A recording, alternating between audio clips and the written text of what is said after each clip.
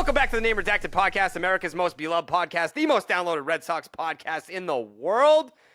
Jake's in the hospital.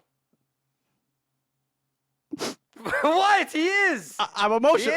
I just wasn't ready for you publicly to say that. I didn't even hear Jake say, you can speak on it. He might not make it. Right. Well, the whole thing is, I think people will feel his absence if we don't acknowledge immediately that Jake's not here right now. Jake is sick. He's not dying, as far as I know. I don't think he's dying. He's still he's texting us, but he's been in the hospital for like 2 days. He's been really sick. So the texts felt weak, though. They didn't feel like someone whose soul is strong, almost like they're holding on. They were faint messages. They didn't sound like Jake. Yeah, they didn't sound like Jake. Do you think that someone's texting for Jake because of his health? I think he's out in a hospital bed and the nurse is like writing these messages and he's like awaking from his coma, like, once every 24 hours. And he's like, tell Jared and Tyler it's going to be okay. This is how we're going to record. That's what we got to do. And then it's just out. He passes right back out. Yeah.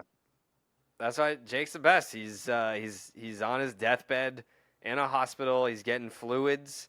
He's battling right now. Jake's battling, but so are the Sox. And that's why we're going to talk about him, because that's what Jake would want. Jake would want that. In his place today is Jeremy, who has been crushing it for us. No. He doesn't want you to call him that. No, he likes that.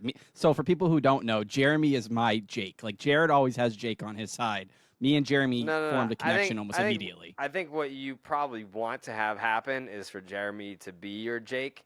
So it's almost like you're trying to speak it into existence. Jeremy never agreed to this at all. We're neighbors. Really. So we never agreed on J-Dog either. Are you fucking kidding me, right, Jeremy? Tyler, you're doing this 2 minutes. You're doing this 2 minutes into the podcast? Yeah. You are worse than he Jake. is. This is so mean. Heel turn right off the bat. Yeah. Yeah. So that's all. I mean, listen. I'm not gonna weaponize Jeremy against you today, because we're all grieving right now because Jake is in the hospital and he's sick, and we're trying to like, today should be the day that we bond. 5 straight wins, Red Sox sweep the A's, positive vibes, and I'm gonna shake your hand virtually and say truce. I'm not gonna weaponize Jeremy against you. I'm gripping your hand really tightly and firmly right now. I'm holding on to it maybe a little too long. You think that I would weaponize him against you? That's what you've done to Jake. No, Jake. Oh, so Jake can't think for himself. I'm not dying, and you said he's a brainless idiot. All I'm saying is I think you are incentivizing Jake behind the scenes in order to get him to agree with some of your awful takes. I disagree with that.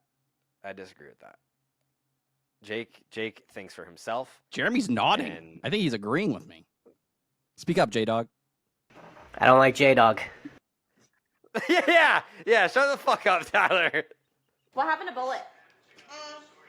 He died. Yeah, he did. It's okay. Listen, Jake's not going to. I'm just going through Jake a lot. Is, unlike Bullet, Jake's going to pull through. He's a fighter, and hopefully we'll see him again real soon. Hashtag Jake Strong. Hashtag. How do you feel about that?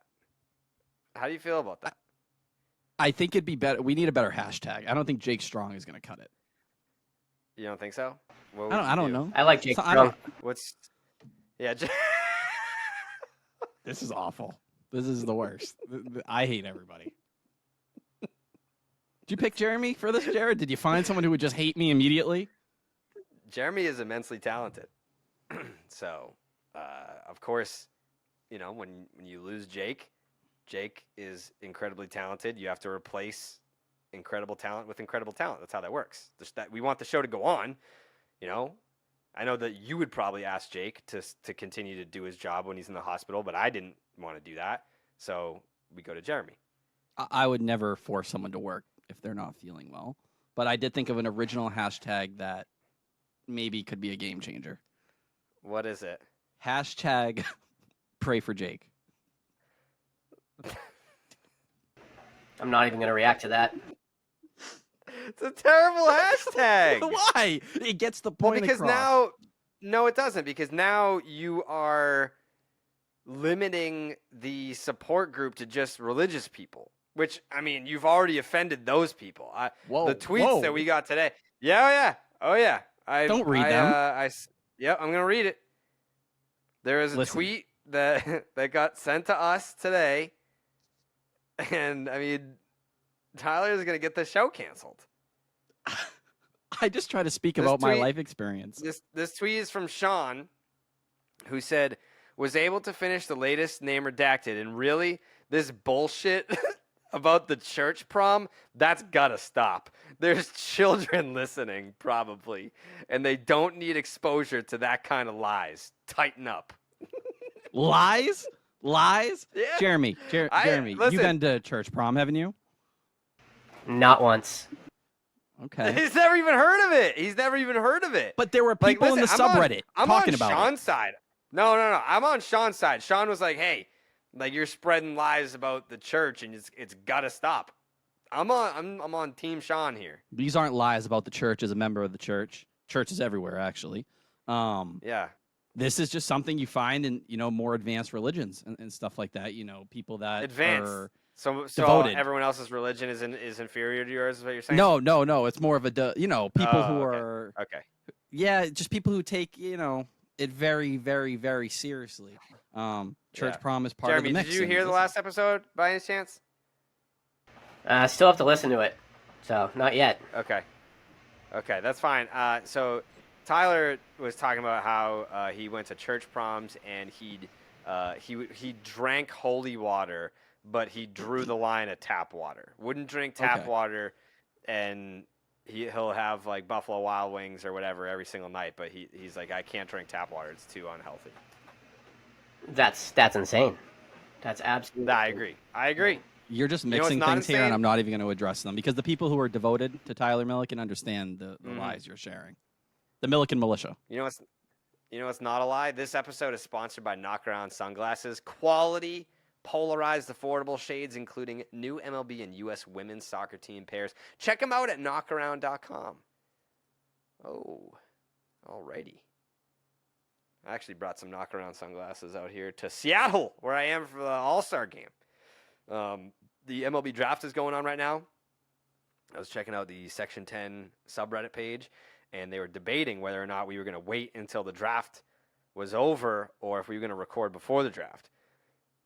The answer to that question is we waited until the Red Sox first round selection, because Tyler and I, for as much of a baseball nerd Tyler is, and for how involved I was, at least in the first round draft prospects, there's a very solid chance that whoever the Red Sox take in the second round, I'm going to be like, no idea who that kid is. Sorry.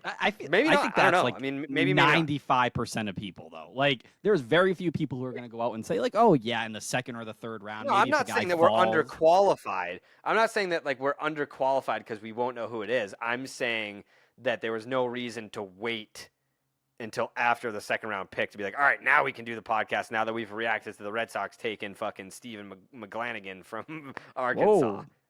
Right. Just think back to Nick York. Nick York, first round pick. Nobody knew who the hell he was. MLB Network did not even know who he was. They were struggling to get a package up when they took him a couple years back. Yeah. But Nick York, was he in the Futures game? Yes, he was. Starting second baseman, batting ninth. Yeah. Nick York, Marcel Myers. Did Shane Drohan get to pitch in the game? No, he actually didn't go to the game. They replaced him with Luis Guerrero, the reliever. Because he was hurt. Yeah, dealing with that calf cramp. He's back pitching. I think he actually pitched today. Guerrero hit 100. He faced one batter and had a strikeout. Wow, look at that. I actually had that take the other day. I was in the Kelly's drive-thru, waiting to get my cheeseburger, and I'm sitting there. I'm like, I got to fly out to. Actually, no, it was the day that I flew out, so it was yesterday. It's like I got to fly to Seattle in a couple hours. Really got me thinking about the trip, and what am I excited for in this trip? I was like, you know what I'm most excited for? I'm not even really excited for the All-Star game itself. I'm excited for the draft. I'm excited for the MLB draft. I'm way more excited about the future of this game than its current product. And I love the current product. That's not a slight at the current product. I'm just more excited for some of the names that went in this first round. And as we are recording this podcast, the San Diego Padres are about to make the 25th pick in the MLB draft. I think the Red coolest thing Sox. for me. Oh, What? I think the coolest thing for me is Jared's in a hotel room in Seattle, so expect us to be cutting each other on and off throughout this thing. My but I think the internet's not bad.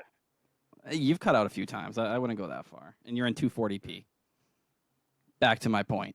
I think the 15th year it's been on MLB Network now, and now it's no longer that little studio that everyone remembers watching over the years, where maybe they'd have like 1 or 2, 3 guys sitting in that like little It can't be TV the set 15th dugout. year. They debuted in 2009. They said it on the broadcast today. Well, they fucking lied. MLB Network debuted 09. in 2009. That's not. Isn't that 15? Like, I just had my 15. If you count that I just had year? my 15-year high school reunion. No, What year was that? 07. I don't know. It's just cool. See the evolution of it. See now that it's an actual thing that people appreciate. It's on ESPN on top of that alongside MLB Network. It's like something people actually care about now for where a long time, even the people who liked baseball didn't even really care about the MLB draft. Well, it was hard. It was hard to know who the players were. The Bryce Harper year, the Strasburg year, okay. Like, people know who they were going into the draft. But now you see fans getting excited about like the 17th pick in the draft. They're like, oh, I know who that is. People are starting to pay more attention. I mean, you're still going to get a ton of high school talent in the MLB draft. Some of the college talent fell a little bit, which we'll talk about the Red Sox pick in a moment here. But yeah, like Max Clark, you kidding me? He's fucking nasty. 18 years old, throws 99, hit 646 this year. Like, that's what, he went number 3 to Detroit? Yeah. I actually saw some like Tigers fans upset about that. Are you fucking kidding me? Like, he is Max Clark's the real deal. Like, I understand that like there was a lot. You couldn't really miss the first 5-6 picks. Like, there were a lot of dudes where it's like, all right, I'm happy with any one of these guys. But yeah, the Red Sox picked at 16, 14? 14. And they end up with Kyle Teal, who some prior, like maybe moments before it was announced that he had been taken by the Boston Red Sox, some people were wondering, how the fuck is this guy still available? How hasn't someone drafted Kyle Teal? How's he still out there? Those people are fucking geniuses, by the way. Anyone that was like, wow, here's a name.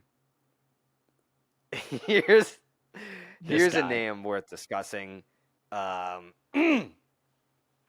then he did, right after that, he got taken by the Boston Red Sox, which I don't know how you feel about the pick prior. Like, where was your heart when, like, not like going into the draft? Like, no one has been taken yet. Where was your heart? Probably Matt Shaw out of Maryland. I think most Red Sox fans, that was the name that got mocked to the most. But if I'm sitting here and I'm telling you, like, oh, my heart was attached, no, because I think the reality was, you look at the past couple years, you look at 2020 and you look at 2022, right? Both years where they go York, Mikey Romero last year, underslot guys so that they could go bigger in the following rounds. You end up with Blaze Jordan in 2020, Roman Anthony in 2022. Just got promoted, right? Ridiculous. He's tearing up high A. 7 homers already over there. No, Blaze. I think Didn't Blaze just got promoted? Yeah, just got promoted today to Double A. Yes. Yeah. Him and Welcome and Gonzalez. But no, that's the kind of thing you look at here. It's like, oh, if they were going to go under slot and spread money, sure. I liked Matt Shaw. I thought it was the easy pick, quote unquote, because big hit tool probably wasn't going to stick at shortstop, but an athletic kid, how can you not like it? 43 walks, I think the 42 strikeouts this year. Sure. When you're talking about someone like Kyle Teal, who, MLB Pipeline had his number 7 on their big board, Baseball America had him at number 10. You're kind of sitting here and saying, all right, none of us thought this guy was going to be available at this pick. How can you not be excited about it? Right. I agree. So you said you weren't emotionally attached to Shaw. I didn't tweet it. I didn't want to put it out there, and then if he didn't get selected by the Red Sox, to have people like rub it in my face. If like I didn't want to like not be excited about who the Red Sox ended up drafting, if that makes sense. Like if I put all my eggs in the Shaw basket and then the Red Sox took someone else that I was also excited about, because there are plenty of players where if they went out and drafted them, I'd be like, fuck yeah. At least 15 names where if the Red Sox took that said player, I'd be like, oh, this is great. So I didn't want to publicly announce my emotional attachment to drafting Shaw.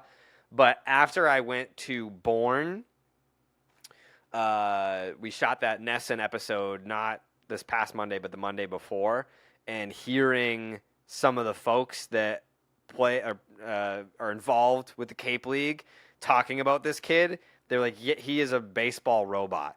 Like, doesn't have social media, doesn't like drink, doesn't party, just baseball. That's all he cares about. And like describing some of the players that come through the Cape League and how like some of them are here to like showcase themselves for the draft. Some of them are there. It's just to, this is another stop along the way. Like, I play for Team USA. I play college ball. I play travel ball. I do this. I play for the Cape League. Like he got to the Cape League and not only wanted to be the best player, which he was, he won the Cape League MVP last year, but he also wanted to win. He was like, we're here. We're playing games. Why wouldn't your goal be to win the whole thing? And then Bourne won the whole thing. So, like, that's the type of player that the Cubs are getting. Like, I'm envious of the Cubs because, like, he was sold to me more by people that understood the DNA of the player. Obviously, I don't know as much about Kyle Teal. Like, there were players that I got to meet and interview, so I got to know them directly. And then in the case of Shaw, getting to hear about him from those who played with him or saw him play or were around him playing last year. So that, I guess that's where like the emotional attachment part of it comes from. But reading all like the mock drafts and reading about, top 10 picks and guys that were going to go in certain spots, you have to still be excited about Kyle Teal, which I am. So, because also like, you look at like the Blake Mitchell attachment, like it's not about, and that I know that like I'm not fan shaming. I'm not fan shaming, but some of the newer baseball fans, like I remember when the Red Sox would, what year is it? Devin Marrero was like 2012 or something like that. Like whatever year, like they would draft at a certain position and then be like, why would they draft a shortstop? Like we already have a shortstop. Because that's not how it works. Like players change positions. They drafted. Like, it's like the shorts. That's the shortstop conversation. Like the people that want to meme Heim, it's like, oh, he's obsessed with these shortstops every single year. No, that's where the more they're the best athletes, most athletic player. When you grew up and played little league, where did the best player on the team play? Played shortstop. Shortstop, that's center how field it kind of pitcher. is. That's it. Yeah, and so like you're not drafting like in the case of Marcelo Meyer though. It kind of was that way, when you're drafting a shortstop. And it's like, well, we already have Xander Bogaerts, and I thought we wanted to pay him. Well, it turns out that I think that they do feel good about what they have in Marcelo Meyer. He needs to pick it up in Double-A. The numbers are not that good. I think people haven't realized that. I think we look at the numbers before the promotion were outstanding. The numbers since the promotion have not been that good. What you're going to disagree? There's with been that? some bad BABIP luck down there. I'm not overly concerned. I still feel pretty good about Marcelo Meyer. Spare me. He's hitting like 196 with like a 6-something OPS. Like those are not still good numbers. But pops there. I'm not worried. He just got to Double-A. I'm not worried either. I'm not worried either. Like I'm not saying like, oh no. I'm not worried. I'm just saying the numbers in Double-A haven't been good yet. But the Red Sox were attached to 186 Blake Mitchell. BABIP, by the way. 186. 300 is league average. All right. Blake Mitchell, the Red Sox were attached to him. I think he went 8th to the Royals, which was the team that Kyle Teal had been connected to most throughout the draft process. Like if you look up Kyle Teal, Royals fans were begging for him this morning, saying like, it begins tonight. Kyle Teal is going to lead the next, great Royals team. He'll be the replacement for Salvador Perez one day. Yeah. So, yeah. But I've said this on the podcast, and a listener pointed out they actually apologized when Blake Mitchell went to the Royals on the 8th pick. They were like, sorry, man. Like, I know how, like, excited you were about maybe getting Blake Mitchell. You could hear it in your voice during the podcast that day. Like, you're like, Yeah. damn, like, I see it in this kid. Like, he Yeah. connected with me. Yeah, big time. I mean, Same thing with like Enrique Bradfield, though. I'm excited for him. He ended up going to Baltimore, I think, with the 17th round pick, not round, 17th overall pick. But yeah, I mean, either way, I'm happy about it. Like, there was plenty of guys that if their name got called when the Red Sox picked at 14, that I would have been happy. And Teal was one of them. And I think that was a big thing. I was just surprised that he was still there at 14. So. I think with Teal, the other thing is it's a college player, right? Like the last 3 years, we've gotten really in the habit of these like long-term plays, like Nick York, high school, Marcel Meyer, high school, Mikey Romero, high school. It was always kind of sitting here and saying, all right, well, it's nice to get these prep bats, but you can't even start to think about them. Teal, like, that's a guy you hope moves through the minor leagues pretty quickly here. And I know people will be like, well, you got Connor Wong. Yeah, you do. But this is a guy with a strong hit tool, cannon behind the plate. There's a little bit of a in-between for him with the power and the batting average spot. Some people thought this past year he was trying to find a little bit more pop in it. We'll see where it plays out. I saw the Jason Kendall comp on him quite a few times. I think the broadcast mentioned it as well. But he's an athletic kid, and he has some of those Shaw-esque qualities we're talking about here where leader, kind of like a freak on the field. You look at some of his moments where, that grand slam that everyone's posting, going bonkers with his teammates once he got to the plate. But he has all the attributes you want in a catcher. We'll see what the ceiling ultimately is, but this is a guy you can actually look at and say, I could picture him being on the Red Sox, 2025. It's not, when you took Nick York, we're in 2023. It's like, oh, hopefully we get to see Nick York in 2024. So you didn't have any one singular guy that you were like you don't want to put it out into the universe because you don't want to look like an idiot if they don't take him, but there wasn't like one singular guy that you were like, I really hope they fucking take this guy. Yeah, Shaw would have been that guy for me. I think with a lot of people. I just thought it was the safe pick and the good hit tool. Like, I'll be there. Like, Chase Dolander, was I sitting there saying, smoking that pipe dream a little bit? Like, oh, imagine if it somehow happens and he lands to you, a la Jay Groom in some ways. But I've been scarred so many times over the years where, like, you get excited about some of these guys, and it's like, like, I remember in 2021, I was a Jack Leiter fanboy, dude. If you go and look at the tweets I was posting about Jack Leiter, like, I was one of those guys. And ever since I was the guy. I started tweeting about him during the fucking pandemic. So when I was in Arizona for the Combine. And do you follow youth prospects on Instagram? I don't think so, no. Do that. So there's an account called Youth Prospects, and it's just two kids. They're like in their early 20s, and they travel around to like all like the showcases, and they go and take video of all the amateur players, and they upload it on Instagram. So you can kind of like, that's how you get to know the prospects before they start talking about them on MLB Network and ESPN and like whatever. So that's when I discovered Jack Leiter. So I was on Youth Prospects and was tweeting about him back in 2020. And then that was before his big season at Vanderbilt. And he was telling me, because like Youth Prospects was the Instagram account that I forget what mic it was, but it was kind of like a shotgun mic that they had on their camera. And they were behind home plate for a bullpen that he was throwing. And his fastball sounded like a fucking cruise missile. Like, I'll find the video and I'll play it for you because it's ridiculous, like what it sounded like. So I didn't know that he was Al Leiter's kid when I saw the video. I saw the mechanics. I saw his fucking huge ass quads, and then I heard the fastball, and I was like, oh damn, like this kid is different. Listen to this.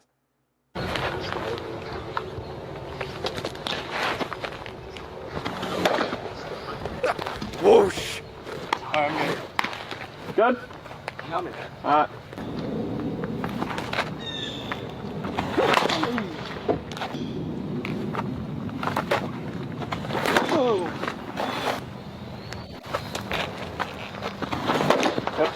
Like, that's terrifying. I know, Tyler, you've probably never fucking stood in the batter's box against anything faster than 65 miles an hour.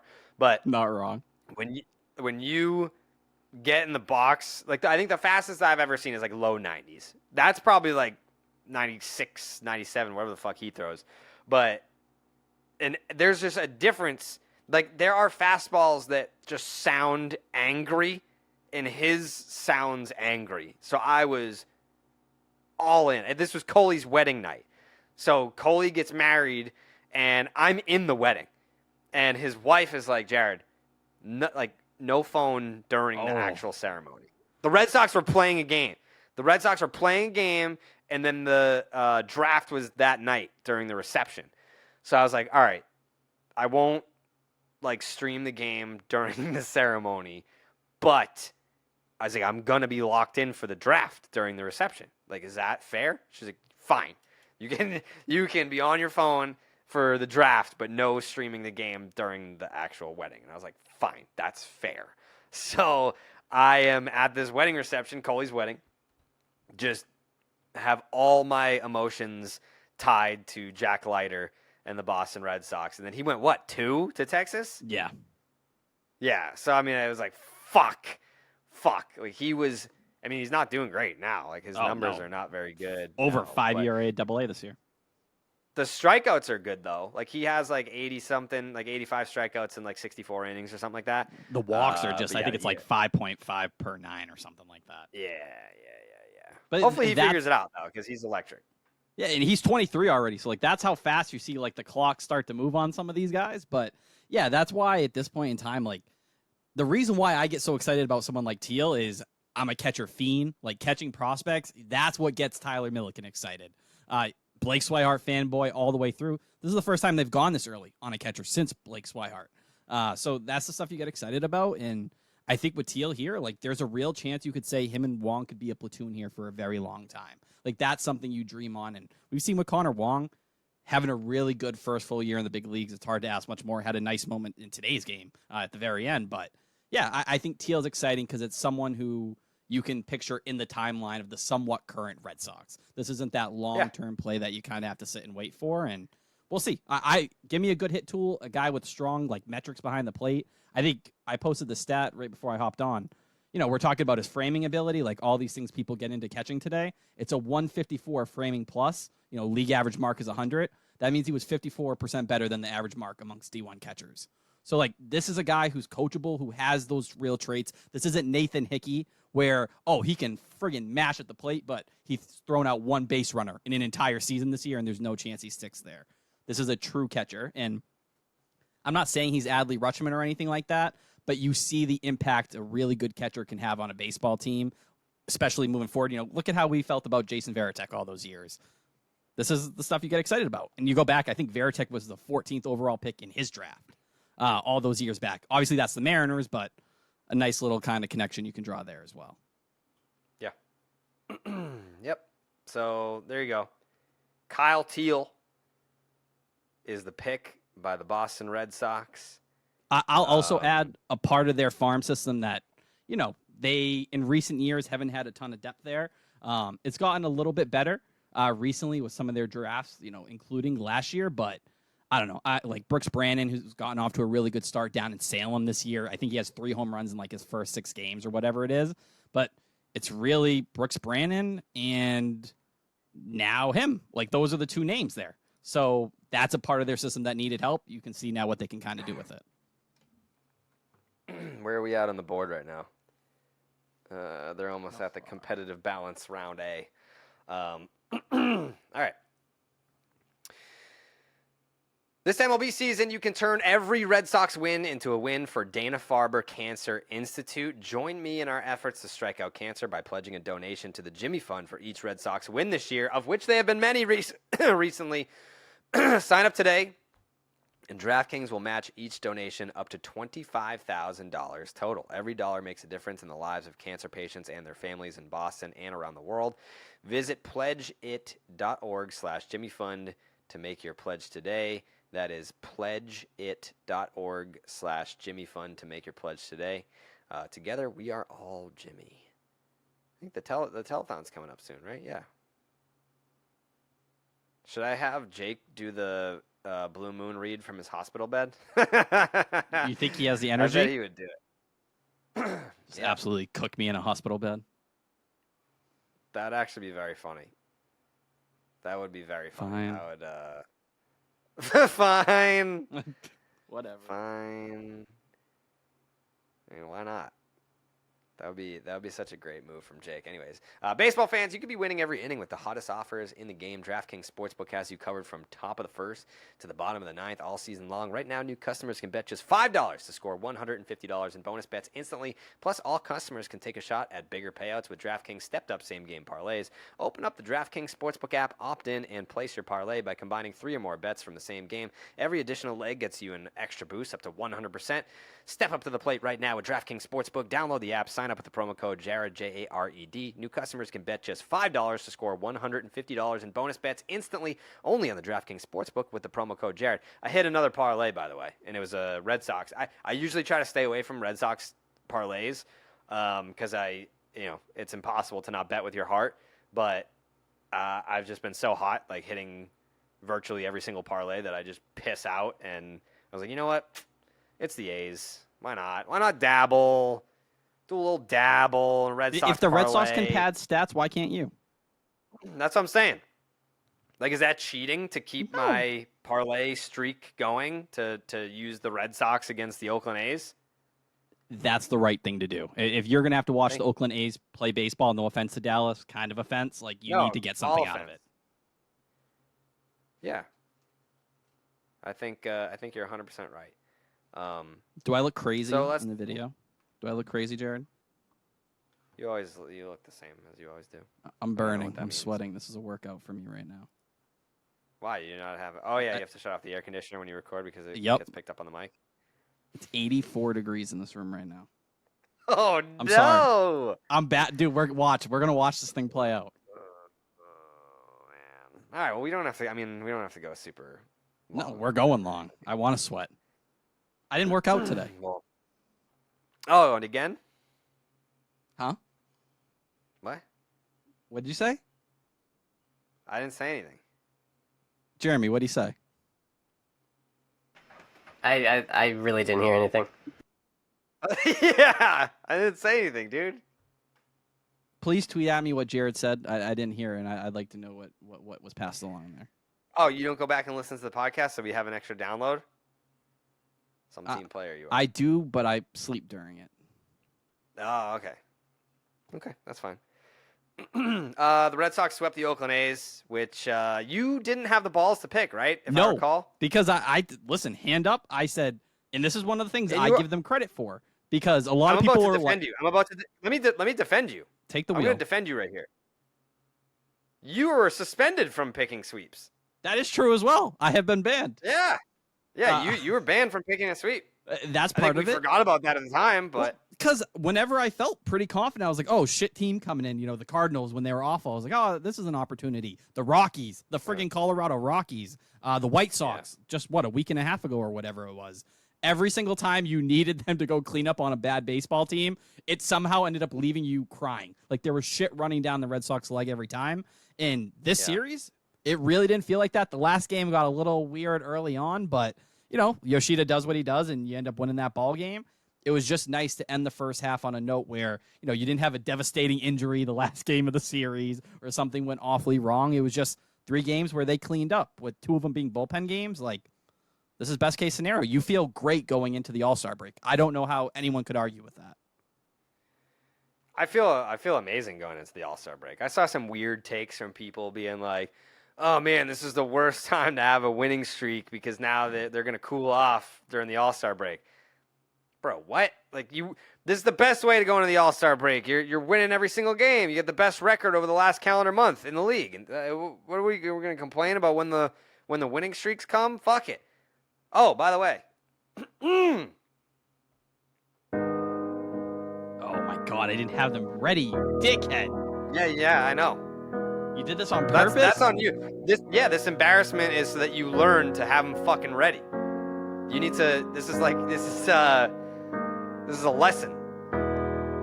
Jesus. I'll play the song for fucking 20 minutes while you look for your haikus. I'm a little insecure about the haikus right now. I'm not gonna lie. Why?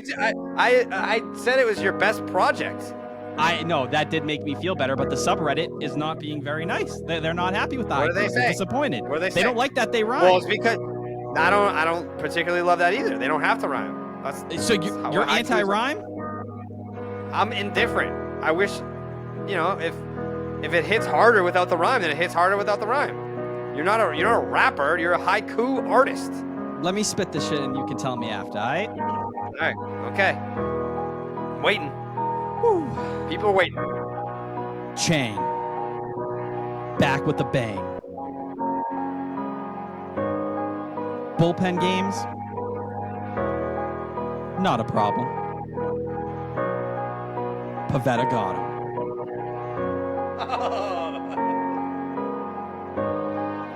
4 dubs in a row. It's the Jaron Duran show. Paxton just deals, yo. I didn't love that one, but go ahead.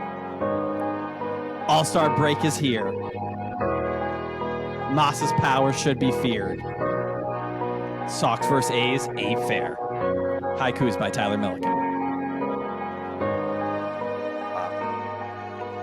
I loved. We haven't gotten this far in the song. This is beautiful. I love the first one and the third one, but yo is not a word. That shouldn't count. Why not? It's not a word. Because it's not a fucking Yo? word. Jeremy, is it a word? Is yo a word? Try hey. All right, that is 10 times worse than whatever I would have wrote. So Jeremy's recommendation here is 4 dubs in a row. It's the Jaron Duran show. Paxton just deals hay. That's fucking trash. I like it. At least it's a word, Jeremy, dude. That yo is a yo. At You least never it's said a yo to word. someone? Yo is not a word. No. Yo, big I'm not dog. saying. Yeah, I'm not saying it's not like it's something that we use in speech, but it's just not like a word, you know? Used to greet someone, attract their attention, or express excitement. Oxford Dictionary. You incompetent love fool. Now listen. It was a crutch word. It was a crutch word in that haiku. You know how hard it is to develop this kind of haiku every day that's fresh? I'm banned saying, from I'm words. trying to encourage you.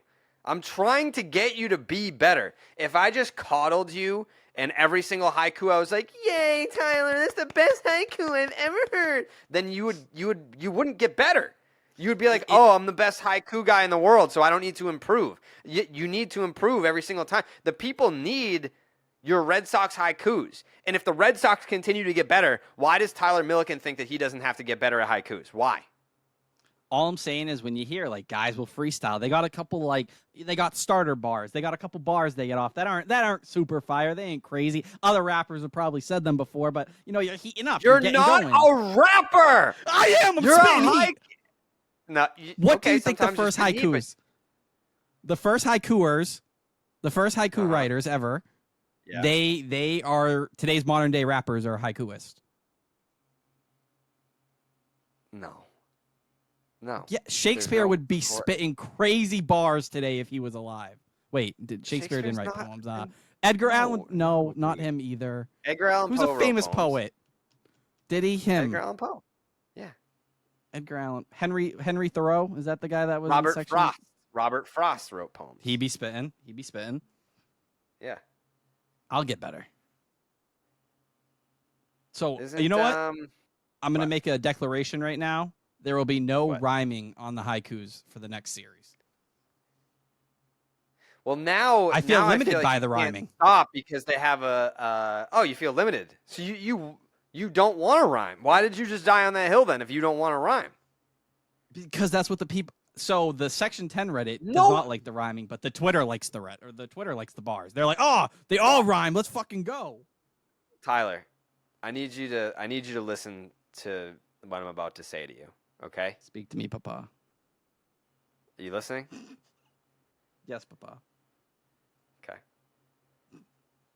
Never take criticism from someone that you wouldn't ask advice from.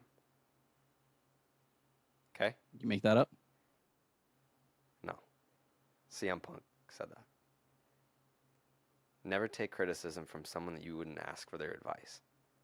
So when you have Twitter saying that you're great and you have Reddit saying that you suck, you write the haikus that make you feel good in here. Mm-hmm. You write those haikus from here. What are you pointing And at? if it, my heart, Oh, see, you're grabbing your breast. you write those. Yeah. You write Now you're those rubbing haikus it. from in here, and if they make you feel warm and fuzzy, Yeah. then you did your job. Don't touch yourself while I'm touching myself. That's We're touching yours together. Jeremy, touch yourself. Jeremy. Not gonna do that. Yeah. We were having a moment. You ruined it. You ruined it. Sorry. You ruined it. So, but that's got to be what it's got to be moving forward with the haikus, okay? Yeah. Just keep them coming. It's kind of like, what movie was that? Was it We Were Soldiers? Yeah, I think it was We Were Soldiers. Did you ever see that movie, Jeremy? Obviously, Tyler didn't. He's a fucking idiot.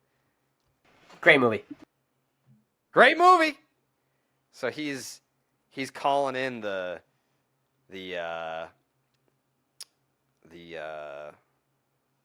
what are those called? What are those fucking called?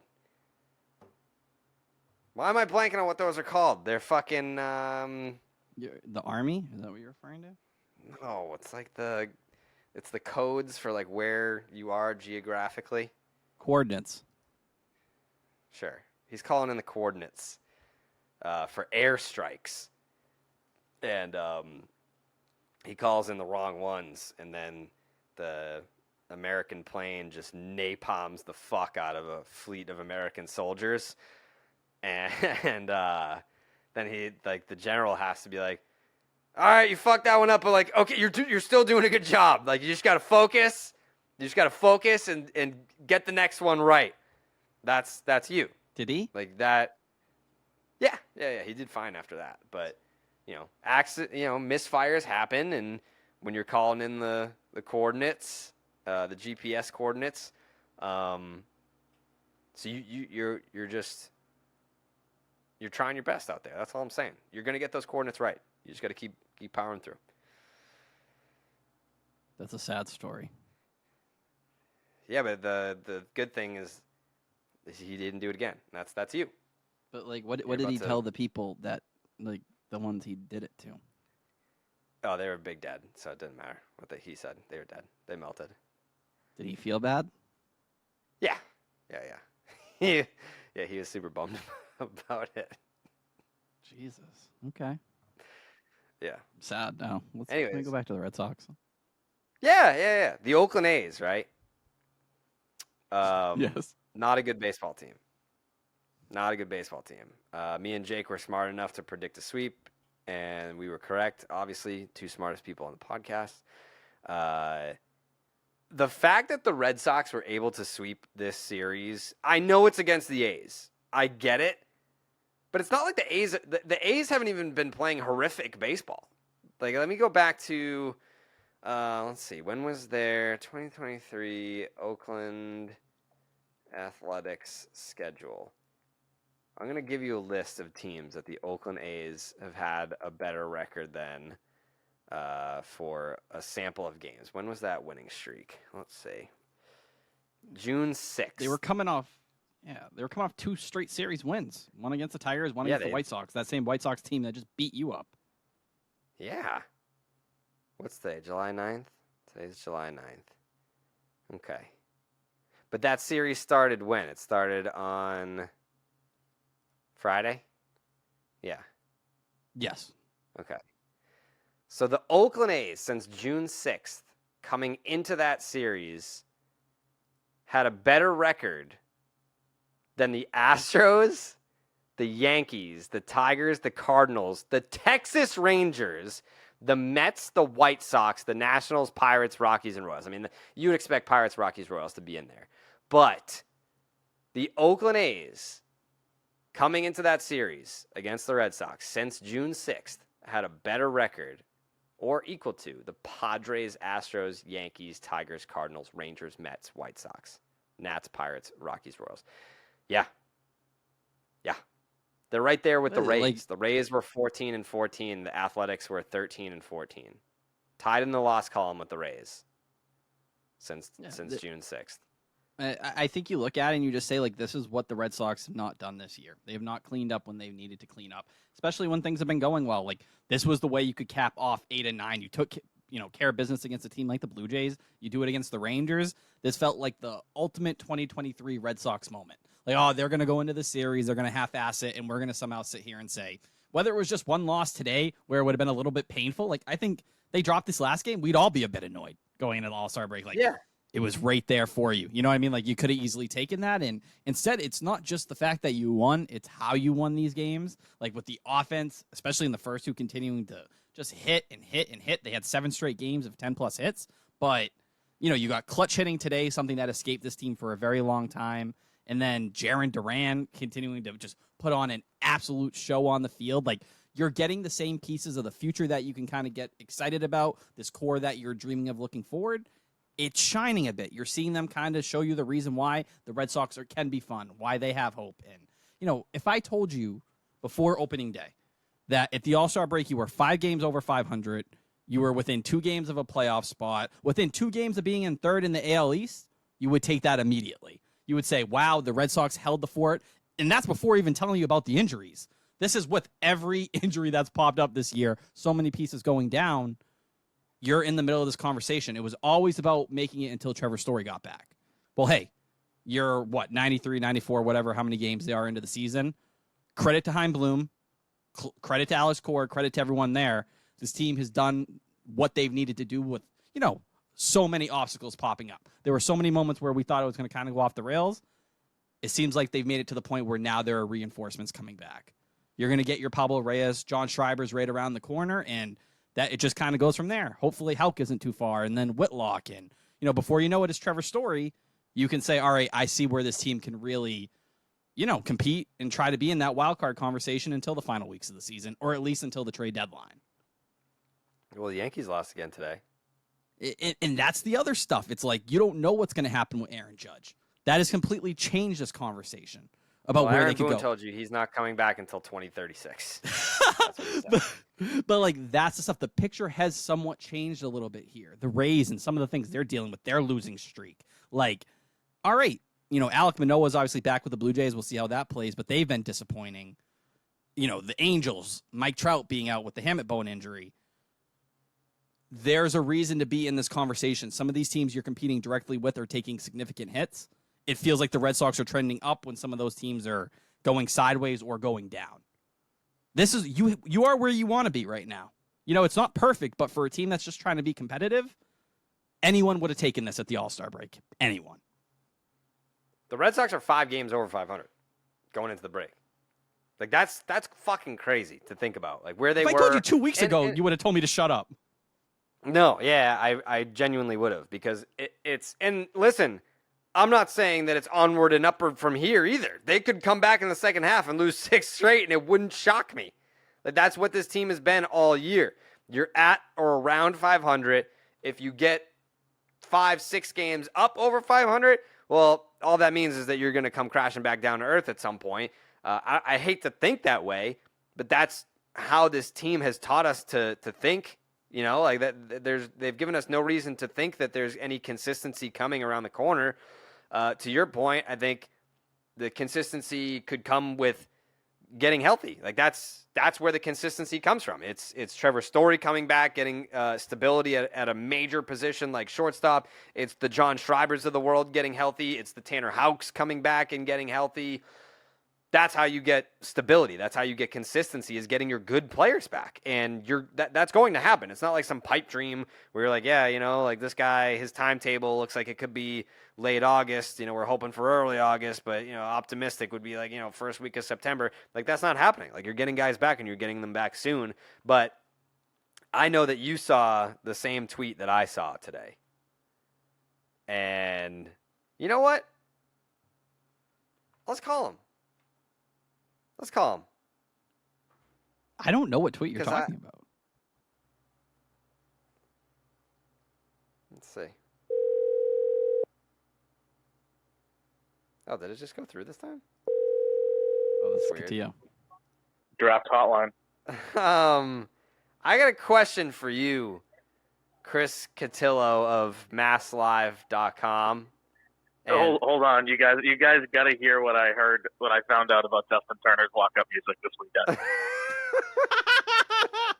That was the worst tweet of all time, I think. Oh no, I have worse. Yeah, but like that wasn't even like a troll though. Like you were genuinely like, "Wow, can you believe it? Like this walk-up song is it's almost like an homage to his real life situation." It either was a realization like, oh my God, holy shit, he's from California and now he's in Boston, Mm-hmm. and something about the weather, or I have a feature story coming, and that was like one of those kind of build height, kind of a tease, and I was just trying to play the long game. Mm-hmm. It was one of those two. It was definitely the first thing I said, but Mm-hmm. it would be cool if it wasn't. Yeah. No, you would look far less stupid if it was like an inside thing and not you just discovering something. Can you give me 1 second? Caleb Ort's calling. Oh, is he really? Oh. I actually like Caleb Ort. There's someone that he I did don't a nice like. thing with his hair. Yeah. He cut his hair off. Hero. Sox haven't lost since. Yeah, I mean they haven't lost since Threads debuted either. But no one's. They talking haven't about lost. They haven't lost since I figured out why Justin Turner walks up to that. Yeah, that's true. That's also true. There's a bunch of things going on here. You had an interesting tweet this morning, or at least it was probably afternoon where you are. I'm on the West Coast. I have interesting tweets every day, but yes, go ahead. Yeah, you had an interesting tweet at 11:18 a.m. West Coast time. Do you want me to read it? Sure. I mean, there's so many candidates, I don't even know what you're talking about. Right. The Red Sox have not been afraid to shake up the roster coming out of the break before. In 2021, Duran and Houck were called up on the first day of the second half. Have to wonder if Kike Hernandez is designated for assignment by the time they get to Wrigley. Is that something that because I know how I word tweets sometimes where I'm like, gee whiz, I wonder. You have bullshit dreams and you're not a journalist. This was speculation too. I mean, it was, but I don't think it's that far off. I mean, he is statistically the worst player in the majors. He's got the worst WAR. Defensively, he's been horrible. Offensively, like the worst player in the majors. And they have a roster crunch coming up where you have, pretty much two spots for Kike Arroyo and Pablo Reyes. So I know Pablo Reyes isn't the greatest player of all time, but I wouldn't be surprised. I mean, in a perfect world, would they just trade him? Sure, but you might have to DFA him to start that process. So, I mean, I wouldn't be shocked. I think Reyes is going to keep rehabbing, and then they're going to have to make a decision. But I mean, he seems to me like the odd man out. I mean, you don't need him to play outfield. Chang's back; he's going to play short all the time. Arroyo gives you some, big hits, and Reyes has been fine. And I don't know. It just feels to me like it could be the end. I mean, the stats kind of speak for themselves. And so no, it wasn't like someone told me, hey, we're gonna DFA Kike on Friday. Nothing like that. I just think if you do the math, it makes a lot of sense. I guess you're right. I'll throw in the other thing, but right? It comes down to if you think Reyes is actually like a better player, and they started Reyes at short over Kike when those were the best two options, which tells you they think he is. So I don't know. It is interesting. What were you going to say over there, Tyler? Well, Kike, and I think Katia was the one who tweeted this. They asked him about the reset for sitting a couple days, and he basically said, agree to disagree on what it did for him. Like, for a guy in Alex Cora that's kind of had your back for a lot of the season and, rode you way longer than a lot of people would have. And even when Pablo Reyes was given that shortstop job, kind of took shots at Pablo Reyes and said, this isn't an everyday guy. For him to go, well, agree to disagree what that reset kind of was, or if I needed it, that makes me sit there and say, well, geez, clearly he isn't super happy with the situation. So is this one of those things where, a mutual agreement to kind of go both ways? Obviously, this isn't working out for either side. This is the best scenario for everyone. I mean, I can't speak to the core Kike relationship, which has always been great. I thought that was kind of weird because of how tight they are for him to, the exchange was like, I asked him, Alex told us that unplugging you for a few days probably, is going to give you a mental reset. Do you feel that way? And he was like, yeah, I guess, sure. Let's go with that then. Yeah. And so I was like, I'm not dealing with this. I said, so you mean no? And he was like, I guess agree to disagree. I was like, okay. And, Cora's obviously aware of everything his players say. I thought it was, kind of a weird thing considering, like you said, he's had his back. And I do think, I don't know how Kike's role is in the clubhouse with players or what his relationship is, with Cora at this point. It's always been good. Like I said, I do think there are people kind of on the outskirts of the organization, in non-playing roles that the act is kind of worn thin. So, not exactly sure, if he has lost teammates or coaches or whatever, but, there's been some stuff I think that, people have been irritated by, and, there's some kind of antics that you can pull when you're hitting and when you're performing, but when, again, you have a negative 1.1 WAR, I think it's harder to do that. That's fair. There's nothing unfair about that. Chris, would you frame? Oh, go ahead, Tyler. Would you frame that, Chris, like more like the spring training kind of stuff that was going on with like Duke and some of those comments, or is it just kind of how he carries himself in general? Because you go back and AC had told him at the time, like, I didn't see it that way when you were speaking on the clubhouse from the previous year or whatever it was. It felt like he'd say some things and then more often than not, Cora was walking them back a bit. I mean, and I'm too. I think, there's a lot of times where his confidence, which is kind of like, in a lot of ways what's made him very successful and what's made him a popular big leaguer, why fans in LA liked him and why fans in Boston liked him in 21, kind of that, enthusiasm, willing to put himself out there, that type of stuff. I think it works sometimes. And Cora's always chalked it up to, Kike says a lot of shit. Sometimes I agree with it, sometimes I don't. But when you are in the position he's been in, costing team games or whatever, it's not, your leash is a little shorter, I guess. And, again, it's not, he's not that he's committing crimes or anything. And, but it's just kind of like, there's some, he's been, I guess, a little too, exuberant in some situations behind the scenes, I guess, or not as respectful as he should be to people around him. And, the organization's starting to become aware of that. Wow. That's a big interesting. Deal. Yeah. So you think he's the odd man out then? I would not be shocked. I think if they could trade him and they have value for him, then maybe. But, I think, there's pieces on this roster that if you can flip for like a back end starting pitcher right now, you try to trade Duvall, obviously, Kike. I tweeted this the other day. This is kind of crazy considering how important he is right now. But once you get healthy, your bullpen structure comes back. You flip Pivetta, try to sell high on him with a year and a half of control. Like those are the types of like buy sell moves they could make. Where not a central piece like Vasquez like a year ago, but Pivetta, Kike, Duvall, some of these spare parts. Arroyo is a guy in that mix for sure. These are guys that are like, probably, and again, Kike might be on the DFA line, but guys who are, not playing bad enough to DFA, but you don't really have room for. I mean, I think we all agree they need to play Duran every day. When Story comes back in August, it's going to be even more crowded. So there's moves they can make, I think. Do you think that Duran not playing against lefties is their belief that he can't hit against lefties, or is it we need to get Duvall at bats so that we can build up some value so that we can flip him? I always think that the showcase thing is a little bullshit this time of year because it's like Adam Duvall's been in the majors for like 10 years.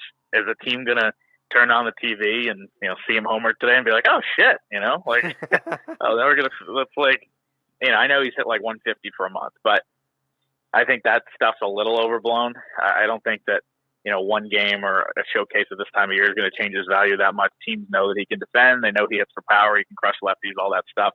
The Red Sox stats tweeted at me today, which, when in doubt, they're like Duran's hit like 145 against lefties since May 1st. So clearly, the numbers are there. And, they have the guys on the roster who can mash lefties. Ref Snyder is like the best hitter in the league against lefties. And obviously it's even tougher for him to get at bats with, Duvall and Duran and everybody in the mix. So, it's just, I think it's legit. It's just, I think fans are, livid with Cora every time he doesn't play Duran or Casas in situations, but, he's kind of stuck to his guns on this where it's like, we're going to put up, matchups and do that. He's done that for years, right? I mean, Devers didn't play in the World Series because or at times because he wanted Eduardo Nunez to get matchups, and it's been kind of the MO the whole time.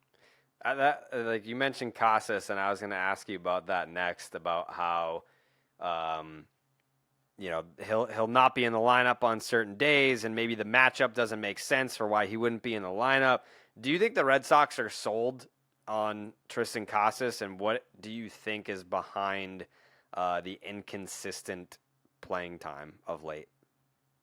I mean, I think it's just, trying to – I do think that they are sold. I think that the leash is super long here. I mean, the leash was super long on Dahlbeck, and he – I think if you look at or ask anybody, Casas is a better player than Dahlbeck all around and has a higher ceiling, and they gave Dahlbeck really, a better part of, 2.5+ years at the position. So I think with Casas, the underlying numbers are so encouraging that you kind of have to be sold, whether it be on base percentage or, the way he works in at bat, all that type of stuff.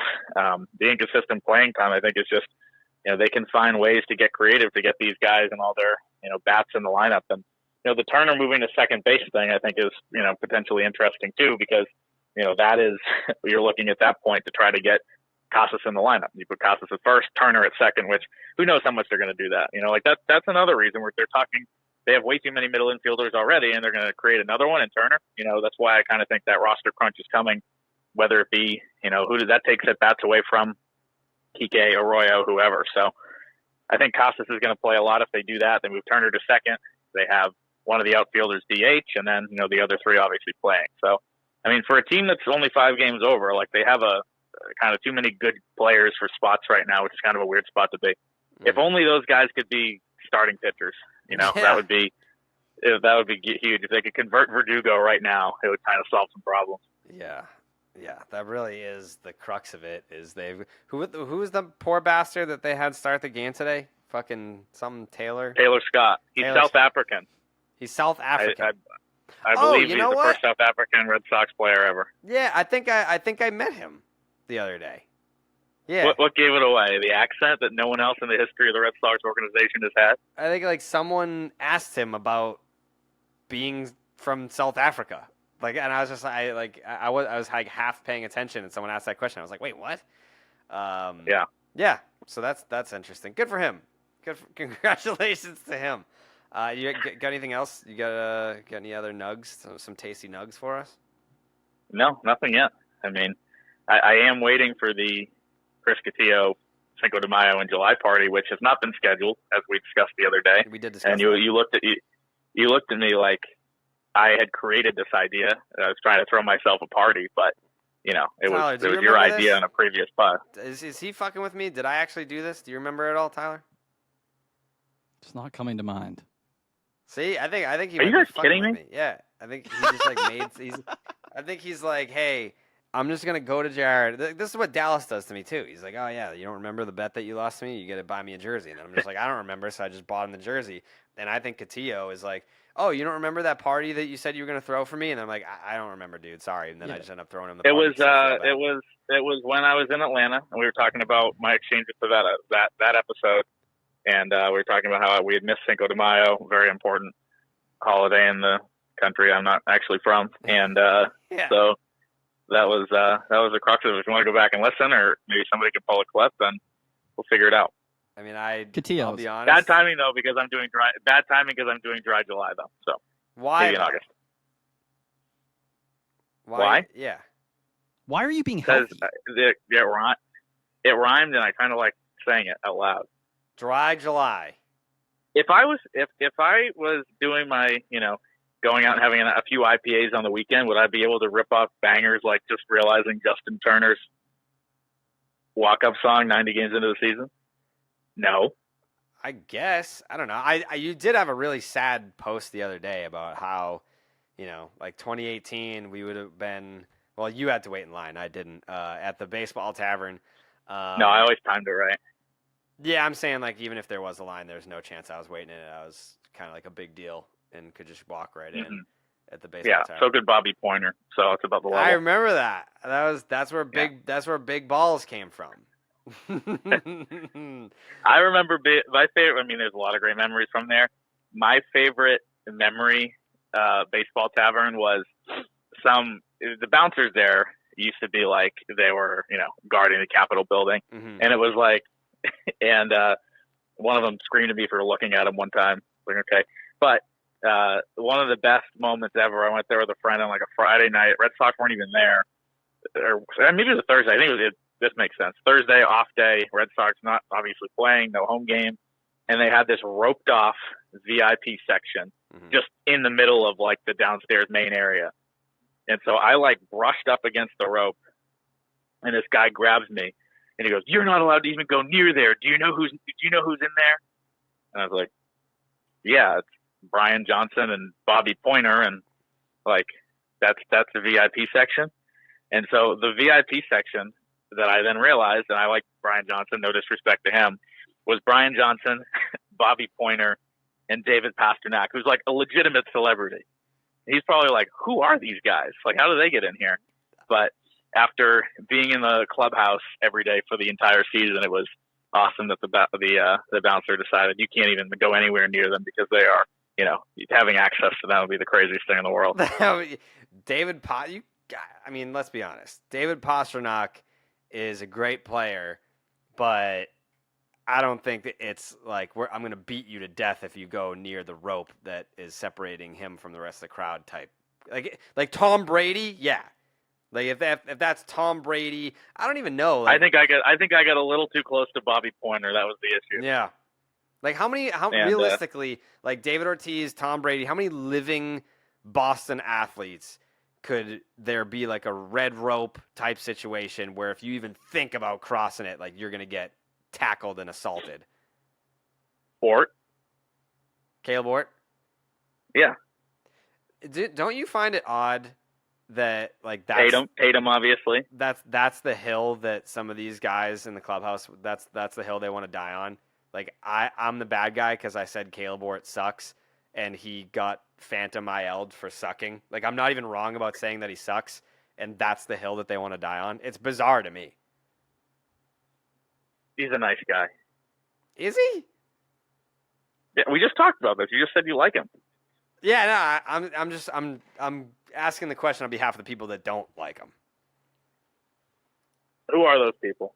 I don't know. There's a large contingency on Red Sox Twitter, and that's I can't figure out why they don't like the guy.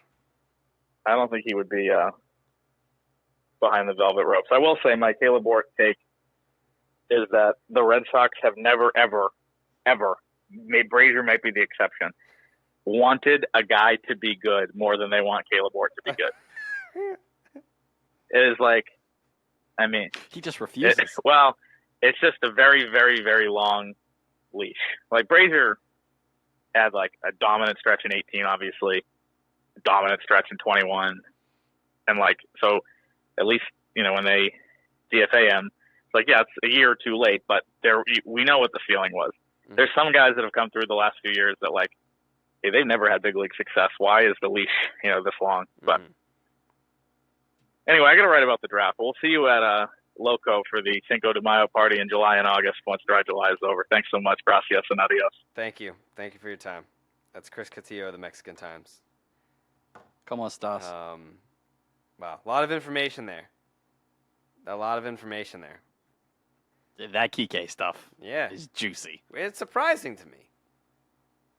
I don't know. I'm not going to sit here and pretend to know the guy better than the people that are around him all the time. Like I've only been around him a very select amount of times. But I think that I don't think that David Price is the best comparison, but there are some similarities in the sense where it's like you don't know what mood you're going to get him in on certain days. I was always cautious to approach David Price, and I'm always cautious to approach Kike. I let Kike make the first move. It's almost like a dog, right? Like you let the dog smell you, and if their tail stops wagging, you're like, oh fuck, he's gonna bite me. But if the tail starts wagging, you're like, oh, I can pet him. Like I feel like that's how I was with Price, and like not that Kike's never mistreated me, but Yeah, like you can tell, like even on like the post game the other night when he had like the big hit to win the game, the where they had like the big, what was that, the 6-run inning? Yeah, that The was boot the shot. series finale, right? Yep, Rangers. That was Thursday. Yeah, okay. So he had the game winning hit, game Yep. winning RBI, and then after the game he sounded like his dog died. So I don't know, very very strange, but some juicy information there from Chris Cotillo. The core quote, and that's why I felt like I had to ask Chris about it. It felt like such odd timing. Like it felt like Cora is trying to give you a break, man. Like clearly, like what you have done to this team this year, like all that shit you talked to have not lived up to it. Like it's just the reality. It's not being mean. It's not crapping on the guy, dude. You got 15 errors.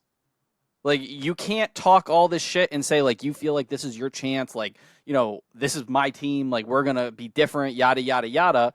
You didn't back up any of it, right? And like the errors out there, they're not range issues. It's just you're not throwing the ball to first base. Like 14 of the 15 have been throwing errors, and that can't be easy for anyone. I don't think it's personally about the guy or how he acts, but you mentioned David Price. You can mention a Manny Ramirez. These guys that have been termed moody or not always seen as friendly. All right, well those guys are superstars, right? Those are superstars. Kike Hernandez, who are you? And I think that's where maybe some of that stuff may sit where it's like, Kike, dude, like you are the least valuable player in baseball this year. You have hurt your team more than helped. Like you're a negative WAR. How are you going to go and sit there and complain when your manager wants to sit you down for a couple days? When he rode you way longer, and let's be real, how much shit has Alex Cora got for riding him and continuing to give him opportunities out there? Like it's not just Kike taking shots. Cora's, people are infuriated with Cora. I've seen more people complain about Cora and Kike than ever before. And just that relationship and how he's managed the situation, and some of it, he hasn't had a choice, but that's where they are. I think ultimately just sometimes a change of scenery is needed for people involved when something's gone stale, when something's not working, when, just you're unhappy. You need something different. The tracks or whatever underneath you, they've come and gone. You need to move on to the next thing. It feels like we've gotten to that point with Kike because, we talk Christian Arroyo here, right? And, Christian Arroyo's had a tough year. No one's acting like it's not. It's a 692 OPS. Last 15 games, he's hitting 315. Last 7, he's hitting 360. Pablo Reyes was hitting 300 when he went down, just hit 2 homers on that rehab assignment. We know how they feel about Yu Chang. The defense is everything to them. They want him out there because, Jared, when you watched on Friday and Sunday, isn't there a level of comfort you feel when he's out there where you're like, this guy is not going to shit the bed on me? Like, he's going to make the tough plays. He's going to be able to handle what's in front of him. And left, but he's not a left fielder. Like I'm not going to sit there and be like, oh boy, here we go again. Like, no, I mean, he's not used to playing left field at Fenway Park, so like it is what it is. But yeah, I mean, I think he should be out there every day. The numbers are what they are against left-handed pitching, but he did, he's you got to give him a chance to at least hit lefties. Like you can't just. Like I would like to see what the sample size is. It can't be a big sample against lefties. What is that puzzled look on your face? Duran. Who are you referring to? Duran. Who are you talking about? I didn't say Duran. I said Chang. Well, we were talking about Duran. Yeah, were you talking about the play in left? We were just talking about the play in left. No, I was talking about Chang's defense I don't and give making a you feel shit. comfortable Yeah. and safe. Chang he's fine. Like he's probably your best defensive option that he has. So, and if you had just that kind of defense the whole year, the Red Sox probably win 3 or 4 more games. We're probably saying they're 3 or 4 more games over 500. And like, I think that's just what it is. What does Kike offer you on this team that you need right now?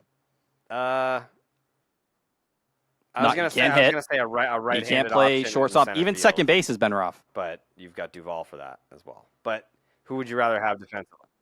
And I tell you right now that,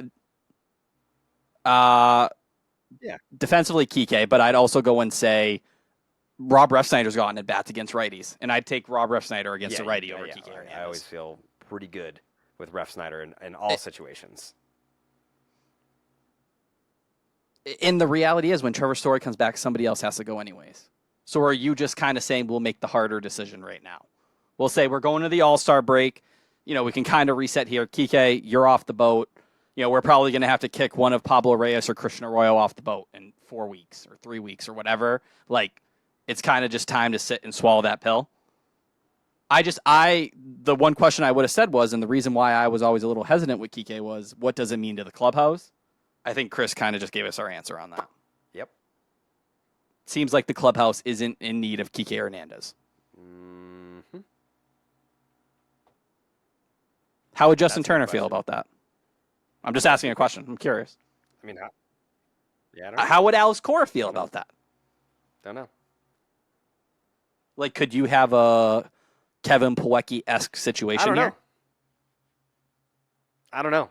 Like, I know that, Miles Naylor, let's go! Number 39. To the A's. Dallas is getting all my guys. Could he get taken by A's? Yeah. Miles Naylor, number 39 overall pick to the Oakland A's.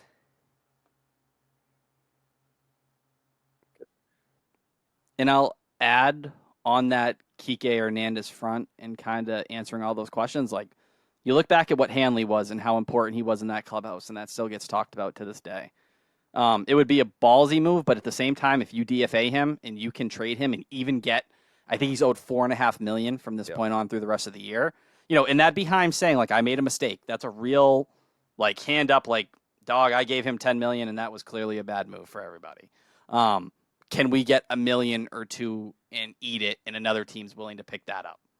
Can we do that and maybe give us just a little bit more room at the trade deadline to add? Well, it sounds like something might be coming down the pipe. So we'll see when we get there. But before that, because Jake's not here, in honor of Jake, beer is tried and true baseball tradition, but Blue Moon is the only beer that is brewed by baseball. Blue Moon was born in a ballpark, first brewed at Coors Field in Denver, Colorado. Make it your one-of-a-kind baseball tradition, whether you're at the park or watching from home. Shout out to Jake. He's probably in the hospital right now. They probably have like an IV of Blue Moon going right into Jake to keep him hydrated. I feel like that would be the most appropriate thing for Jake right now. He's probably in his hospital bed drinking a Blue Moon, saying awful things about Tyler, and just being the Jake that we all know and love. With its refreshing flavor, with Valencia orange peel for a subtle sweetness and hints of coriander. Blue Moon Belgian-style wheat ale is a one-of-a-kind beer that's made brighter. It's carefully crafted and full-flavored with refreshing notes and a smooth, creamy finish. Blue Moon was brewed by baseball to give you a dose of nostalgia and get you excited for the new season. Why strike out with the same old beer when you can get something that's one-of-a-kind? Its bold flavor, bright explosion of color, and iconic orange slice ritual guarantees a one-of-a-kind beer experience perfect for spring weather. Best served with its signature orange garnish to showcase its beautiful bright color. A beer this good only comes around once in a Blue Moon, but you can enjoy it all season long. Keep baseball traditions alive with Blue Moon Belgian-style wheat ale. It's a one-of-a-kind every time.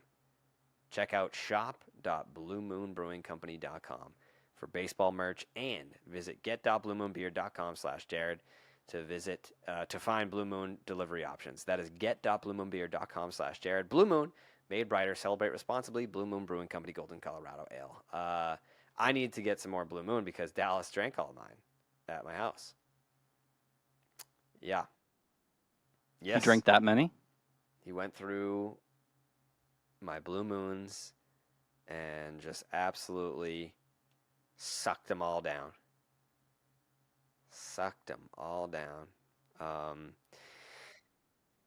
Has he been doing okay after the series? Did he take it well? He was tweeting pictures of my family, and he was lashing out. I think he tweeted a video at Jake. Just absolutely horrific behavior. Deplorable behavior from a deplorable human. That is Dallas Braden. Did you see people saying that you mentioned Section 10 in your read last episode? Yeah, I always do. Yeah, I always say promo code Section 10.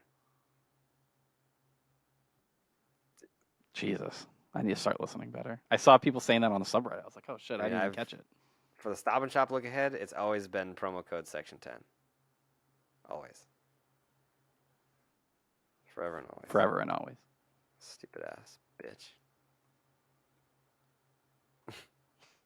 Excuse me? Watch it. No, I heard what you Watch said. it. That's why I repeated it. Alex Cora did not submit a vote for Clark's Ketchup Series MVP. got votes from everyone else. I think it's pretty obvious. I hate to say it, but I don't know what he's doing. Well, all right. Are we going to do it? I mean, there wasn't like a ton. do we have anything Not else we really. need to hit from the I games? feel like we can. Obviously, we haven't talked about Jaron Duran, but we're going to talk about it in the Clark's Ketchup Series MVP. I was about to say. Motherfucker's Yeah, Oh, my what? one thing. What? Nope. What? Play it. I'm already into it. I want to play the drums. I'm gonna say What it, are and you you're gonna gonna get say? mad when I say it. Good on the Red Sox for letting Brendan Bernardino go 2 innings in the very first game. You let him cook, and this time it didn't actually blow up in your face. And then Nick Pivetta, good work out of the bullpen. Doing a great job. 251, or excuse me, not 251, 279 ERA, 329 FIP out of the bullpen. Some people wanted to laugh at him because of the 3 runs. Spare me on that. The defense helps him a little bit. Yeah. It's really one mistake. Another bomb given up by Josh Winkowski. Yeah, Smoked. that thing was fucking nuked, dude. That ball got crushed. Yeah, we're not at the point where we can say things are better. It was nice to have one good outing, though, before. Yeah.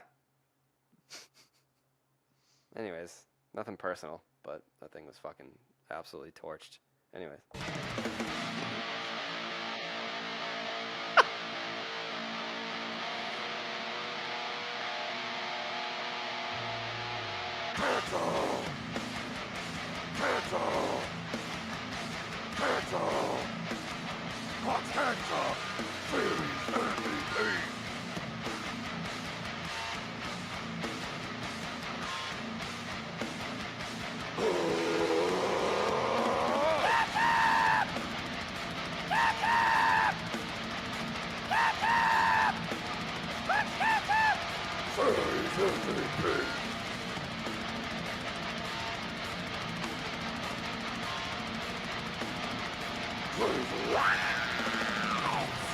The Clark's Ketchup Series MVP brought to you by Clark's Ketchup. Drizzle that ketchup.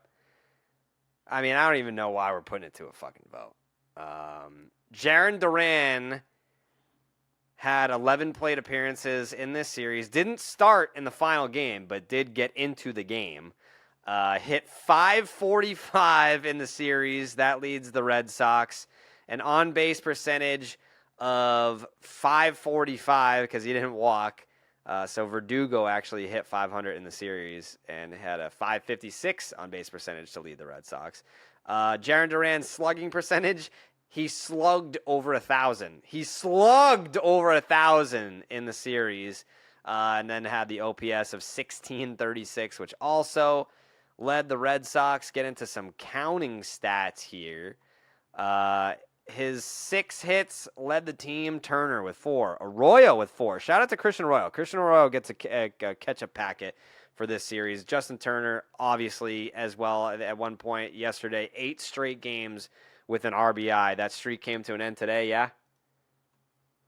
Yeah. But it had been 8 straight games with an RBI base hit for Justin Turner. And then Verdugo with 4 hits. Masataka Yoshida with 4 hits. So that rounds that out. Doubles. Christian Arroyo. Shout out to Christian Arroyo. 3 doubles in this series. Tristan Casas had 2. Turner had 1. Devers had 1. Duran had 1. And Yoshida had 1. Homers for the series. Duvall finally. First home run since April. Doogie went deep. Duran went deep. He went deep in Minnesota. Duvall? Yeah, remember? It was like center field. I think Catillo tweeted the same thing, and everyone was Well, that's what I saw. screaming at him. So then it's his fault that I just said that. So fuck him. Yoshida hit a home run. He's crying about us on Twitter. Bitch. Duran leading the team in RBI this series with 4. Duvall with 3. Verdugo with 3. Turner with 2. Arroyo with 2. Devers with 2. Extra base hits. Christian Arroyo with 3. Duran with 3. Total bases. Jaron Duran, 12. Yoshida, 8. Arroyo, 7. Verdugo, 7. I'm going first. I'm voting for Jaron Duran. It's pretty fucking... What? Dude. Why'd you have to take it from me? Do you want to vote right now?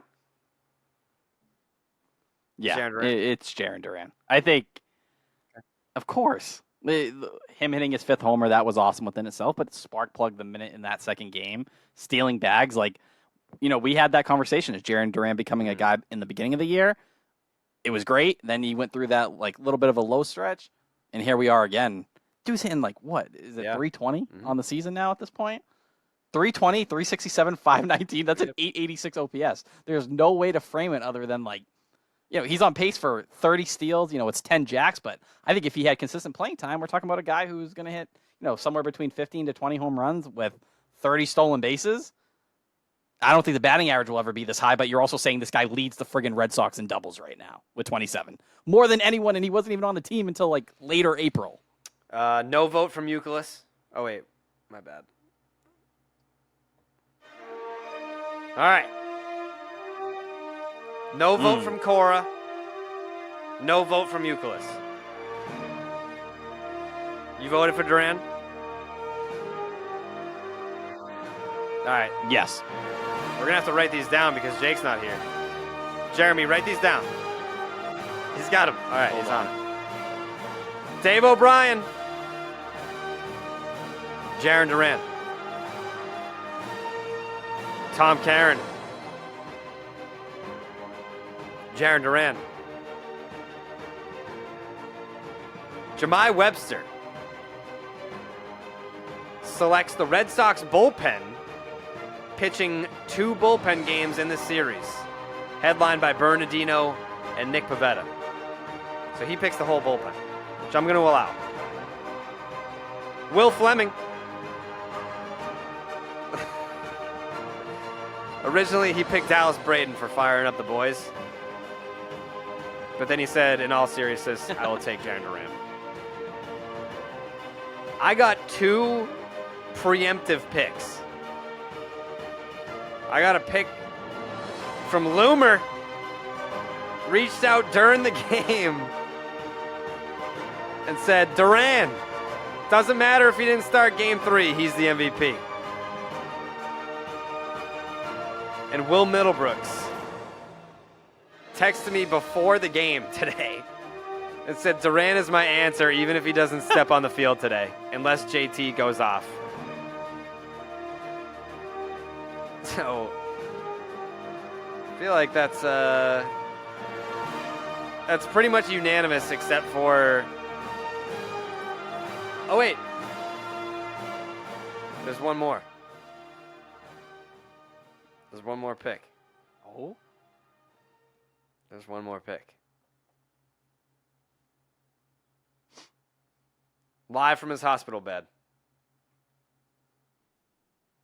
Whoa! My vote for Clark's Catch-Up Series MVP is for Dallas Braden for being the color guy for the worst baseball team I've ever seen. And also, I got a sweep against the Cubs. He's got a sweep against the Cubs. Dallas Braden is the pick for MVP. I guess I got to call Coley, too. Let's see what Coley... Your call has been forwarded to an... See, Coley's fucking being a dad. Coley's being a dad. But, Grow that's up. everyone, right? Yeah, that's everyone. We hit it. Did we give Jeremy a vote? Jeremy should get a vote. Jeremy, who are you voting for Clark's Catch-Up Series MVP? Thank you guys, first of all. Really nice of you. You're welcome. Let's go. Let's do this. Duran it is. Jarren Duran is your Clark's Catch-Up Series MVP for this weekend series against the Oakland Athletics. Congratulations to Jarren Duran.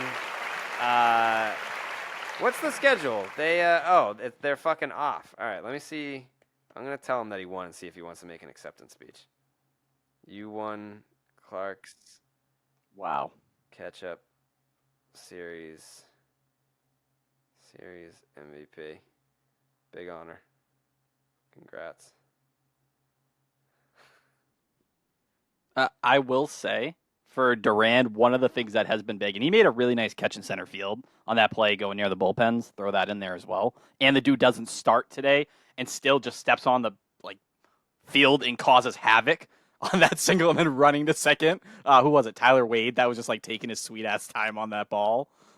That's how heads up he is. But on top of all of that, every time he's been doing post game recently, I feel like last year, whenever he talked, I got nervous. Remember the Astro series where he was I don't even remember what he said. It was right around the trade deadline, but it was something we got he mentioned time. You don't often hear a player reference their CBO or their GM when they're talking. And he's we're gonna go out there and we're gonna kind of prove them all wrong. It's he's learned how to talk to the media, and it's nothing but thanking his teammates every single time a microphone's put in front of his face. He's a different cat. He's a different cat. We'll see what he says. Someone asked me and tweeted at me, funny enough. Yep. We had this conversation an episode ago, and we said, who can you look at on the Red Sox and say, that guy's going to be here for a long time? I think you said only Brian Bayo. That was the only guy you were 100% sure of. Why do you got that look on your face? Haha, thanks. What does that mean? That is the Jaron Durant response. Yeah. Would you put Durant in that conversation for you now? Are you sold that he is going to be here for a long time? Yeah. Because you didn't even let Casas Yeah, but in that was I think people kind of took that the wrong way. That wasn't me not believing in Casas or thinking that he should be here or that I want him here. It was more I'm reading between the lines when they don't put him in the fucking lineup. It's oh, did they believe in him? Bayo's a guy. And Durant is kind of in that same boat where it's oh, well, they're not putting him out there against lefties, but I think it's because Duvall's here. It's not because they don't believe in the player. If Duvall gets traded in the next few weeks here, then yeah, I'm gonna expect to see Durant get some time. I mean, obviously you still have Ref Snyder, so it's not he's gonna just be playing 162 games or whatever. I explained it to him. He said, "Let's go." I think that's exclamation points. So he's pumped. He's pumped that he's Clark's catch-up series MVP. Is that a yes for an acceptance speech? Or This is why I love Jaron Durant, because and I say this with love. He's a meathead. All he thinks about is eating food, lifting weights, and hitting baseballs. That's all he thinks about. So you can't ask him to say too much because that's just not how his brain works. His brain is eat breakfast sandwiches, make scrambled eggs, protein shakes. Actually, you know what? He doesn't even drink protein shakes, which I thought was insane. I do shakes, all that shit. He doesn't even do protein shakes. He just fucking eats chicken, fish, steak, and he eats 10 fucking meals a day and works out like an animal and then just socks baseballs all around the yard. So his brain doesn't work in a way that allows him to be an eloquent speaker.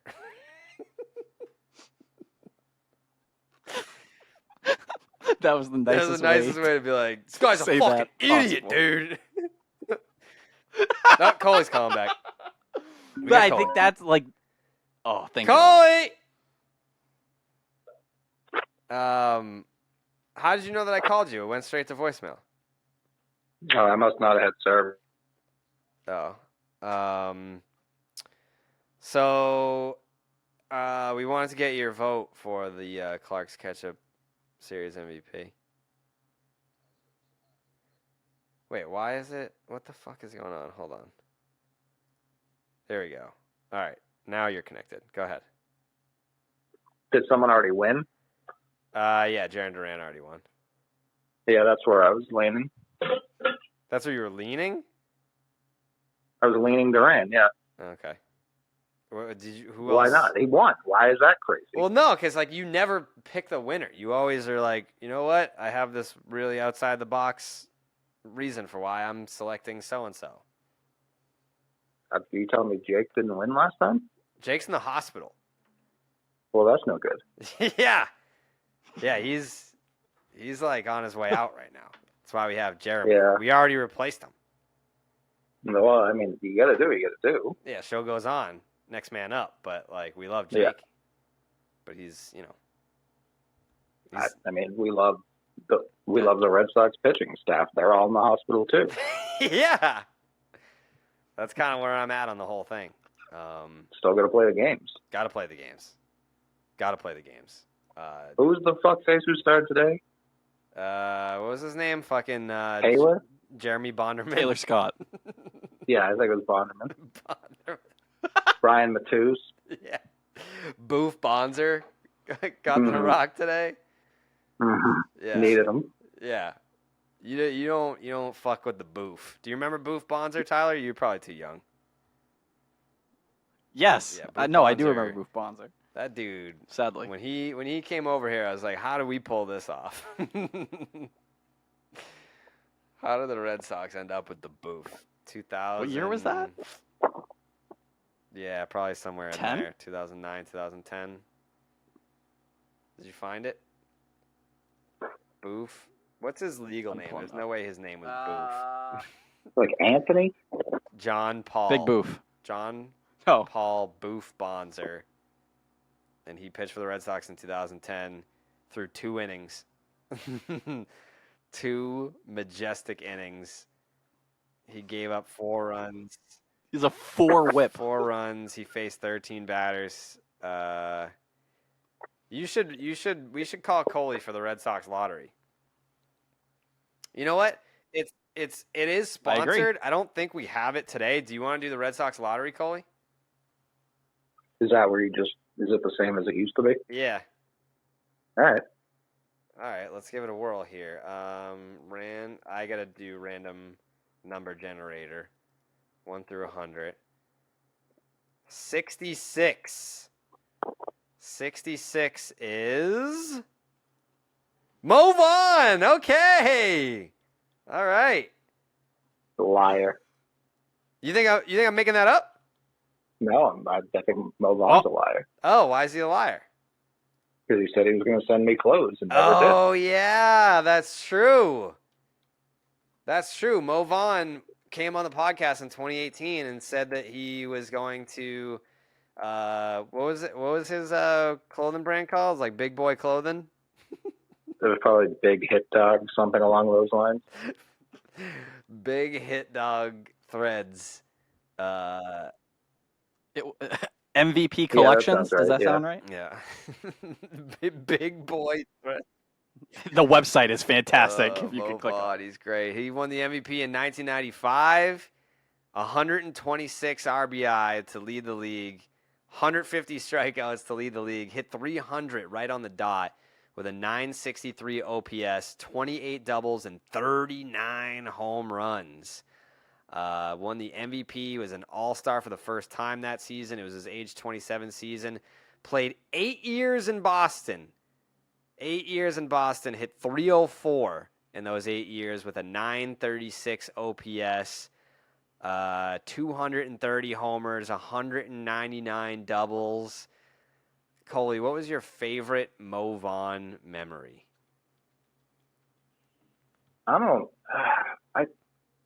It's hard because growing up as a kid in the 90s in Boston, everyone, Nomar was beloved, like truly beloved. And Clemens was beloved. And Mo Vaughn was the only one of them to win an MVP. He was like so larger than life. Like it's hard. It's not like when did he go to the Angels? In like 98, 99? Did 99. he swap out Manny? Did we just basically bring Manny in to replace his money? Yes, more or less, yes. They didn't want to pay Yeah. Mo Vaughn. They were like, this guy is not gonna age well. up. Yeah. They were right. And correct, but like Hit Dog, he had batting cages all around the place. Yeah. Like he truly felt like a part of Boston and Massachusetts as a whole that like not a lot of other players have replicated. And because Ortiz came pretty much directly after him, it feels like his career is just overlooked at this point. Yeah.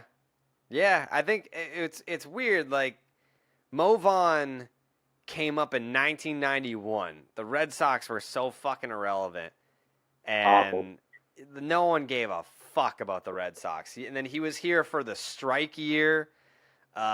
95, it's like, all right, yeah, they make the playoffs. I think they won the division that year. That was like the first time they won the division. They didn't win the division again until what, 2007 after 95? So he was just here for forgettable years. Like, I feel bad for Mo Vaughn because he was that dude in Boston, but he left right as the Red Sox were about to strap a rocket to their ass in terms of like sports culture relevancy. Yeah, and he was, I mean, he just walloped it, like such a funny batting. Like he truly, I feel like he only swung upper body. Yeah. Yeah, and he was out of the league by 2003. Like he wasn't even still an active player when the Red Sox won the World Series in 2004. And when he signed with the Angels in 1999, that was like a big deal. He only played 2 seasons for him. And then he went to the Mets. Yeah, he played 2 seasons with the Angels. In 2001, he missed the entire season and then ended up with the Mets in 2002. Played 139 games for them in 2002. Only managed to play 27 games in 2003, and then he was out of baseball.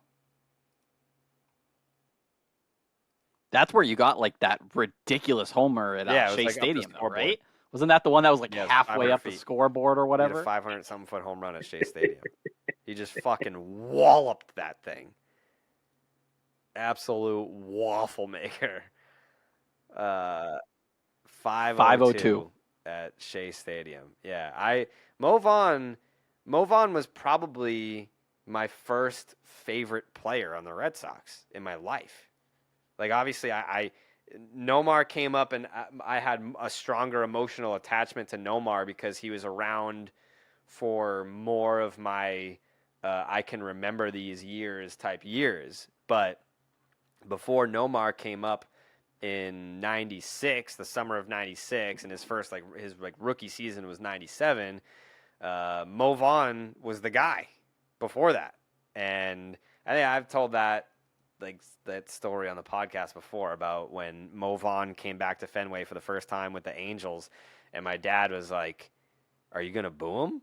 And I was like, "Why? Why would I boo him? I love Mo Vaughn." Like I didn't understand the concept of free agency and him not being on the Red Sox anymore. By the time he came back, I was like, "Why would I boo Mo Vaughn? I fucking love Mo Vaughn." Like I was 9 or 10 years old.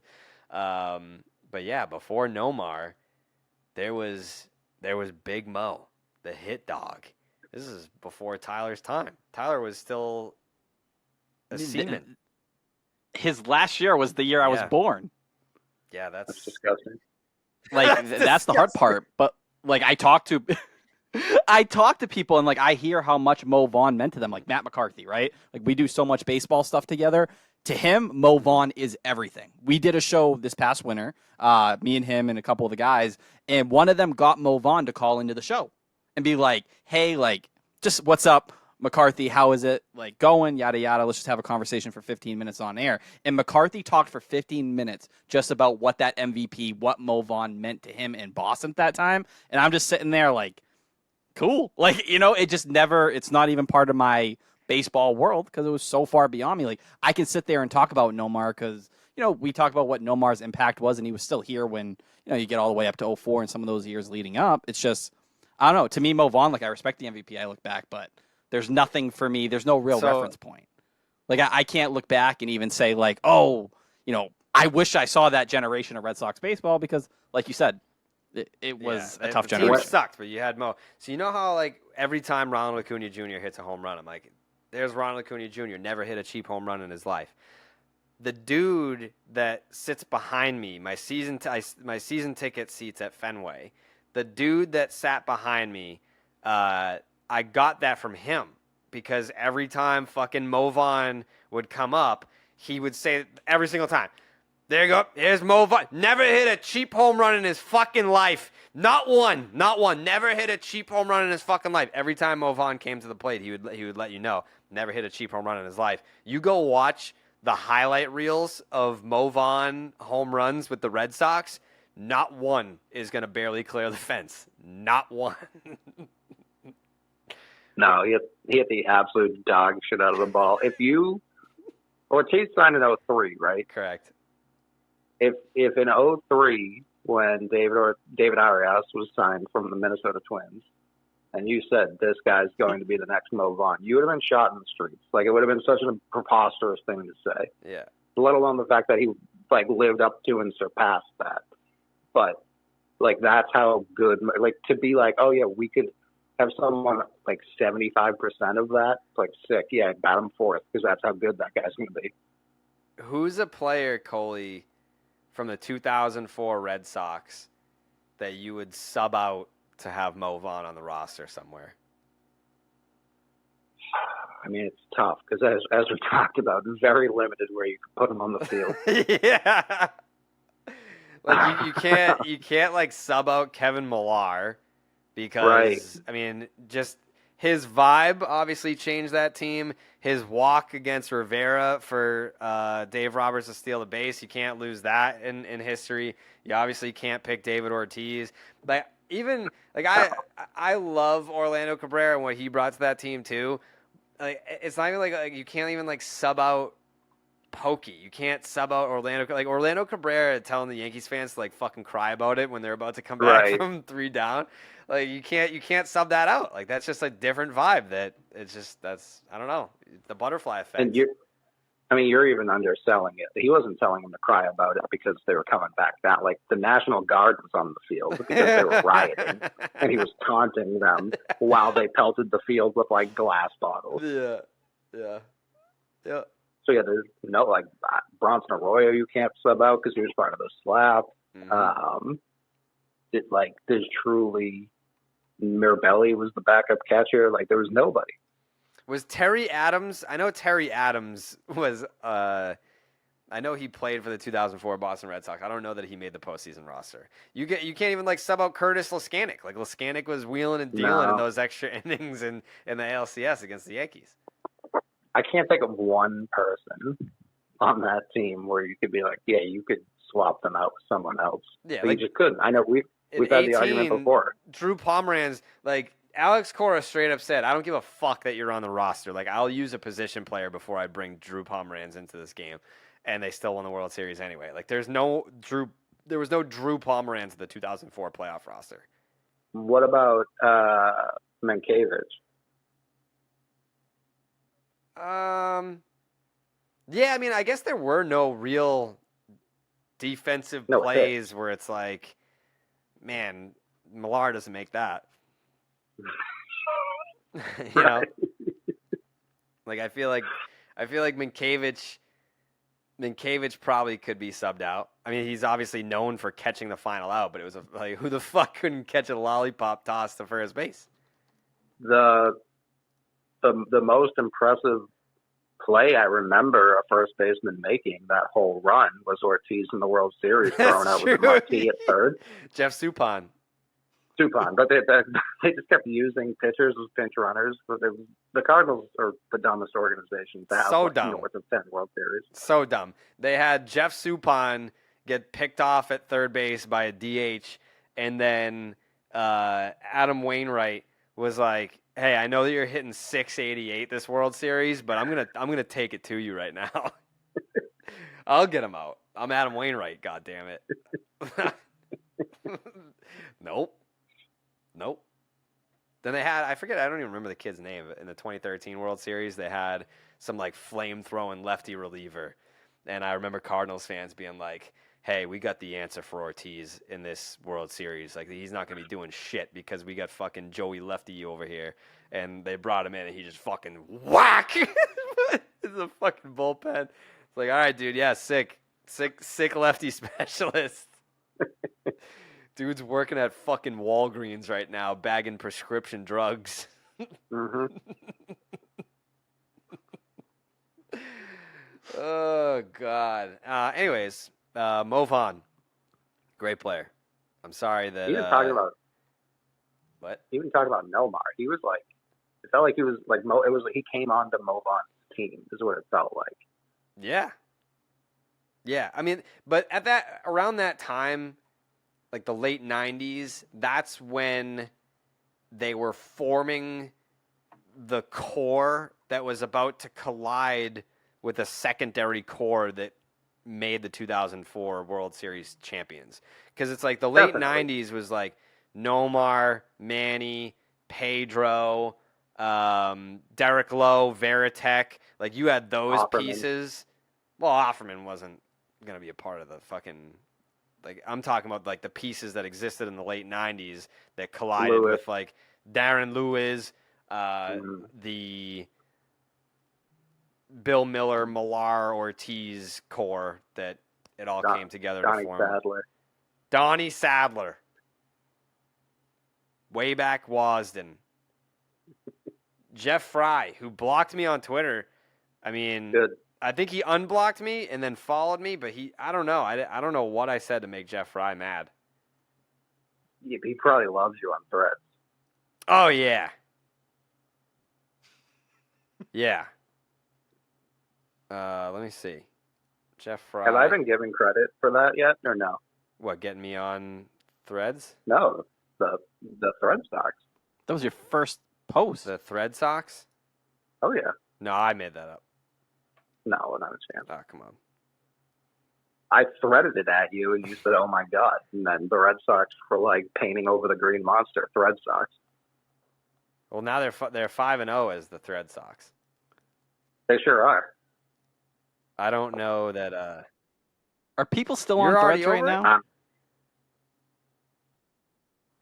now? A little bit.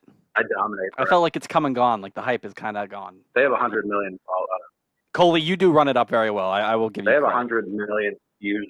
But I don't know. It felt like everyone was super excited. 100. I need to be able to post video. can If I can't post post video, you videos, then it fucking feels idiot. weird to me. Like highlights? Okay, if you post a video, can I post a video or do I have to post it You myself? can quote tweet it. They're working out the kinks. It'll be better. I would imagine in like a week and a half.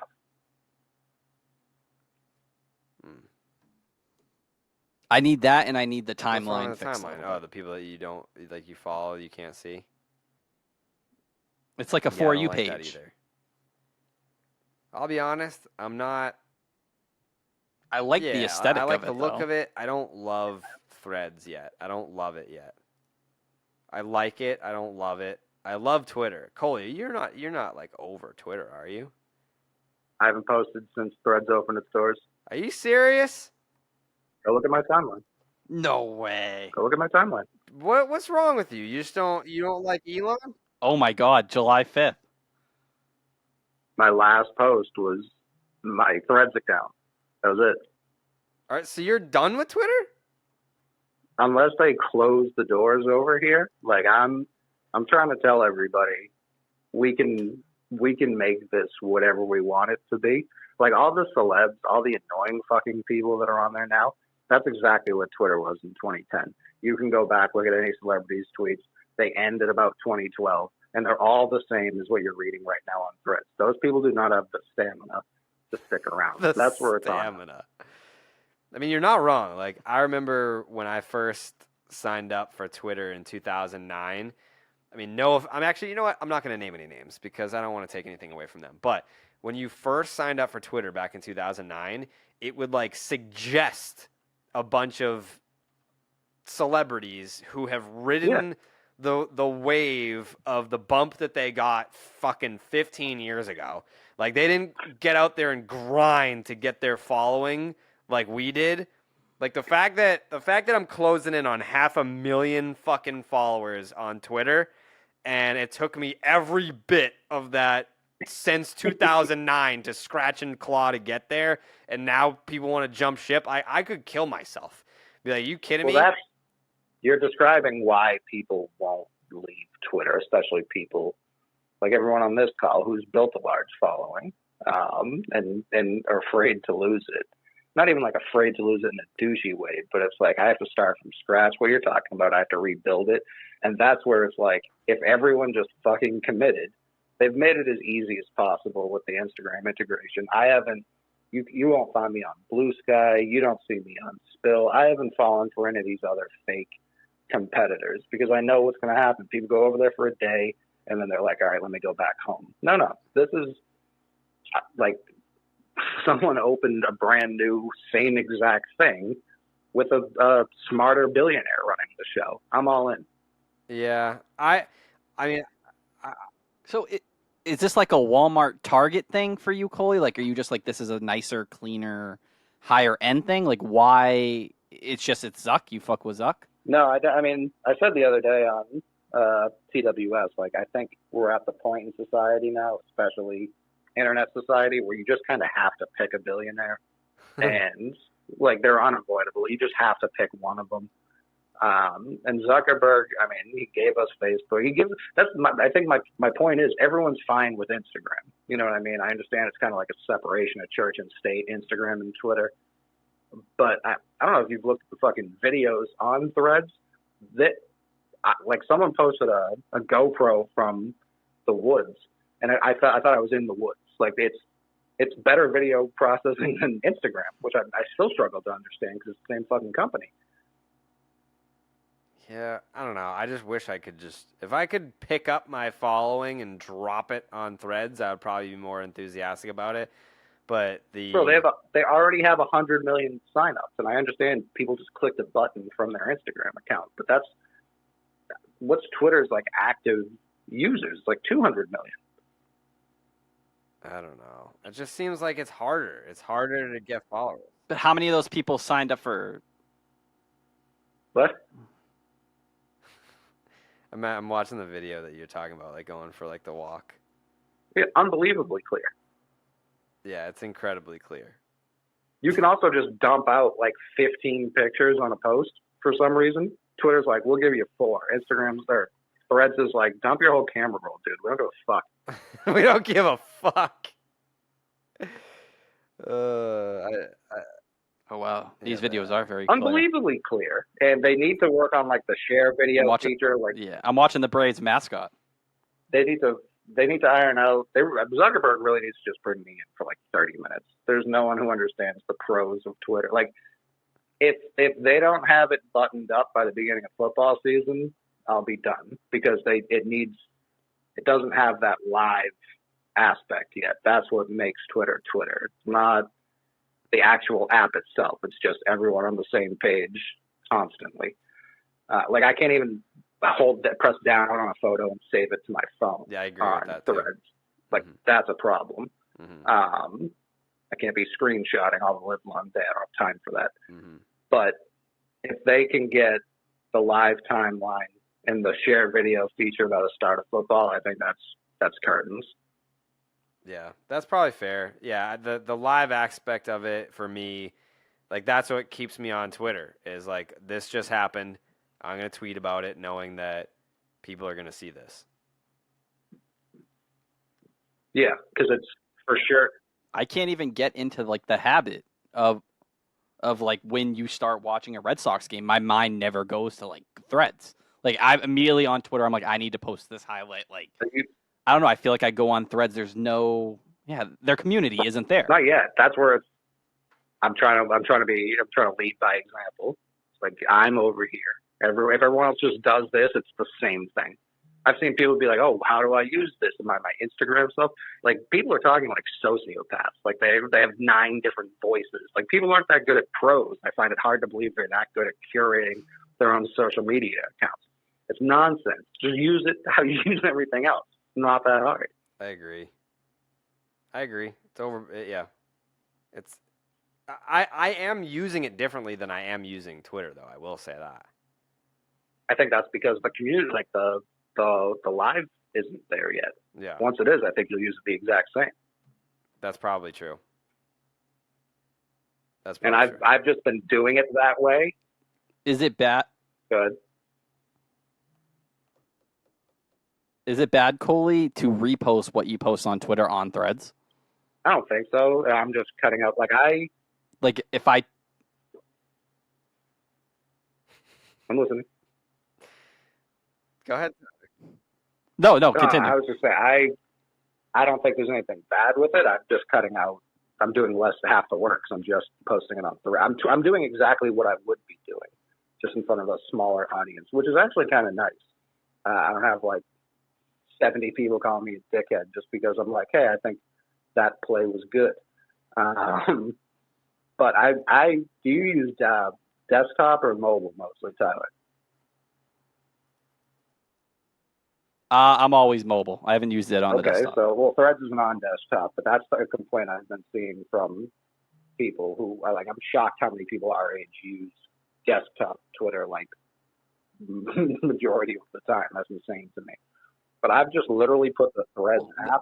That's like the TweetDeck lifestyle. Yeah, I've just put the Threads app where my Twitter one used to be, so it's like that habit of clicking where I'm used to clicking. Just like it's like nothing's changed for me. I just hope that it goes chronological. That's the only way it's gonna work for me. They said they were working on it. Like How that. it can't be that hard. How do you launch It can't. without the capability? Well, I think they launched because like Zuck was talking a lot of shit, Musk. They have two closest names in my brain. Musk was talking a lot of shit, so Zuckerberg was like, "What's this, bozo?" Fastest app to 100 million subscribers ever, like comfortably too. So yeah, I don't like Musk is just such a. Every decision he's made has been like the rate limit thing really pushed me over the head. It's like if I can't scroll, like what are we doing here? I'm with you, but I also never reached my rate limit. Will you subscribe? Yeah, I do. We still have one though. It's like 10,000 or something. I thought right? that was temporary. That's still like. That's No, still he's a being liar. imposed. He didn't pay his. I haven't even Google seen bill. anyone talking about it. He didn't pay his bill. Oh, yes. I That's did. the thing. It's like it's just not going to work. That's my biggest problem. Twitter's just not going to work anymore because he's a moron. Ugh. Like Jack was not a good person. Still isn't. Like just not a great person. Like most of these billionaires, but he kept the fucking lights on. You know what I mean? Every once in a while you get the whale. Boo-hoo. It would take 5 minutes and everything would be fine. Other than that, that thing hummed. Now it breaks every fucking month. Yeah, you're right. It sucks. I don't know. Twitter just, I don't know where I'd be without Twitter. Agreed. Listen, It's home.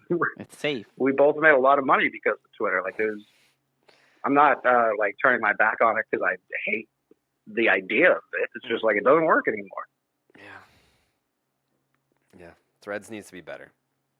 Once it can be chronological and I can throw some bangers out there and hopefully grow on Threads, then I'll be more in. But right now, Twitter just feels like home still. Yeah, I've just removed it. I know, like that's the thing. If I just kept going to Twitter, of course I'd never open Threads. But that's where it's like I'm just using it as a replacement. So you're never coming back to Twitter?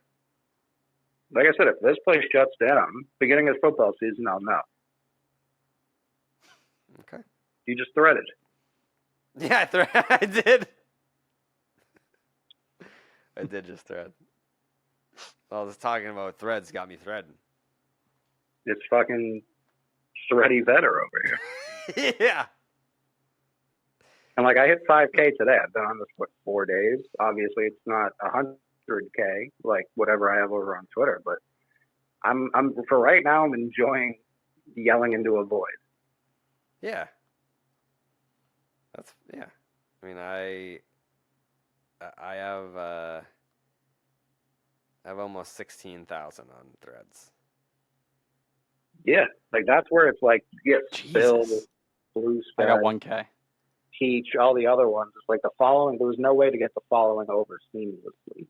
With the Instagram followers, there's so much overlap between your Instagram and Twitter following. It was just easier. But I also just don't have a lot of Instagram followers. What do you have, like 100K? I have 113K. Yeah, shut up. That's not a lot. It's a ton. That was It's a very not a dickhead lot. thing. That's not a lot for Instagram. Yes, it is. I have 1,000. That's not a lot. That's a lot. 113K is not a lot for Instagram. It is. Think about how many people that Not is. It's 4 Fenway Parks. Fenway's the smallest ballpark. It's a lot. Thank you, Jeremy. Jeremy, fucking spare me, dude. Oh, the Sox just took a shortstop? Yes. What does this mean for Xander Bogaerts? Dead. I want to hear Jared go with the name here off Red. You want me to guess this dude's name? Can you say it? His name. It's beautiful. It's His name is. His name. Oh, did we take the Hawaiian kid? His name is Nazan Zanatello. Pretty cool. A lot of Z's. another prep shortstop. The tradition continues. Shortstop from Christian Brothers High School in the second round. Nazan. I like that. I like that name a lot. All right, Coley. I'm gonna do one more ad read and then I want to go get dinner because it's only 8:00 here in Seattle. I was going to say super early. Super early. Yeah. Did you go to the draft? Did you see our pal Kyle? No, I did not go to the draft. I did go down to the old ball yard today. We did a video. I'm gonna go to the derby, the red carpet, all that fun stuff. It's gonna be great. Yeah, that'll be good. Any final thoughts from you, Coley? Yeah, I still think they should sell. I do too. Very good. Yeah, blow it up. And the Angels shouldn't trade Ohtani. I know that has nothing to do with this show. Well, I mean, But that's my take. he plays baseball. He does. Do you think that they should hang on to Ohtani?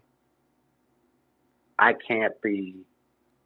I was thinking about it in Red Sox terms. Like what are the two most famous moves the Red Sox have ever made? They sold Babe Ruth and they traded Mookie Betts. Yeah. I've never, ever heard anyone be like, oh, but you didn't retain Roger Clemens. It's never come up. Not once in conversation. No one's ever been like, oh, you didn't re-sign that guy. It's never happened. Not one time. Yeah. So that's where it's like trades, like no, they could trade for, I don't know, Bonds and like fucking Felix Hernandez, and you'd still be like, yeah, but imagine if they were just one guy. That's what we traded away.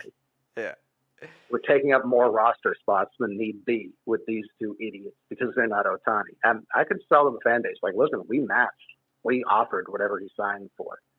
And you still get like the 30th pick in the draft. Like, that's as good as whatever prospect you're getting back. I can't trade that guy. You can just lie and say that you had a better offer, and then because Ohtani Right. is never going to argue with you. He's just going to be like, That's what the Red Sox did. Yeah, yeah. They're like, we offered him $400 million. He said, "Fuck off." So. He said he would never play in this city. Yeah. Yep, that's pretty much it. And if you like, you're not going to get what you could have got a year ago, and even then, I wouldn't have traded him. Like, No. you just don't trade that guy. Make him leave. Make him as bad of a guy as he can be. And at the end of the day, he's just going to rack up more stats in your jersey for his Hall of Fame plaque. Yeah. Pretty much. But if he does leave, I think they should trade Trout because they couldn't win with Trout and Ohtani. What the fuck are they going to do with just Trout? I agree. And, I mean, he's damaged goods at this point, too. So it's just like a bloated contract for a dude that gets hurt all the time. If you're an Angels fan, you got to check out BetterHelp. Because you guys are going through it right now. Absolutely going through it. Mike Trout's hurt. Ohtani's definitely leaving in free agency. You're probably not going to trade him, so you're not even going to get any, like a prospect haul for him. There's been times in my life where sports were a reason why I needed to talk to a therapist. Maybe that's not the reason why you personally need to talk to a therapist, but sports have definitely been a reason why I've had to talk to a therapist. But other reasons could be something like I don't know, whether you're dealing with decisions around your career, relationships, anything else. Therapy helps you stay connected to what you really want to help navigate your life so you can move forward with confidence and excitement. Trusting yourself to make decisions that align with your values is like anything. The more you practice it, the easier that it gets.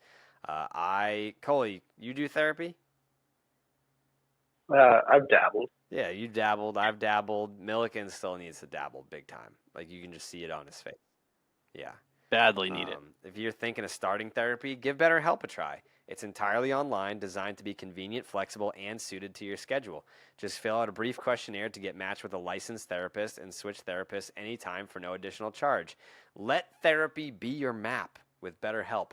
Visit betterhelp.com/Jared, Jared, today to get 10% off your first month. That is BetterHelp, BetterHelp.com/Jared. Shout out to BetterHelp. They're the best. Any final thoughts from you, Tyler? I think, yeah, just the promotions, I think, in the minor leagues today were really interesting to see Blaze Jordan finally get the call up. Congratulations to Coley. I know there are some Congratulations to concerns there. Coley. I understand it. Yes. He Thank you, deserves it Coley. more than anyone. But Thank you, Coley. It's cool, that homer Blaze Jordan hit today, by the way, was incredible. Thank you, Coley. Hashtag thank you. But I think the biggest one is Luis Perales going up to high A. What he's done the last couple months has been nothing short of incredible. And I think before long, he's going to be the clear #1 pitching prospect in the system. Could be by the end of this year. But that's kind of what we're seeing play out in front of us right now. And I don't know. I don't know how that doesn't get you excited. He's only trailing Shane Drohan at the moment. So I'd expect him by the end of the year to be the next arm everyone's talking about and waiting for. Jeremy, any final thoughts? Nothing I could think of other than I'm looking forward to Tyler's next haiku. I'm really looking forward to that. Yeah, he's always going to improve. Yes, Yeah, absolutely. Thank you, J-Dog. Coley, do you have any second final thoughts? I kind of want to see this catcher starting like Friday. Yeah. I mean, it's not off the table. I mean, Heim works in mysterious ways. So He's old enough. Oh yeah, have you heard about like how bad Masataka Yoshida's contract is? I mean, whew, yeah, I did hear about that actually. that guy. Those rival GMs. I heard that rival GM just fired his hitting coach in the middle of the season. That's a real shame. I think we're due, Coley, for that interview that Heim promised us in his office at Fenway. Oh, well overdue. Yeah. Should have done it before the draft, honestly, because he didn't listen to me about James Wood, and I could have really told him who to take this year.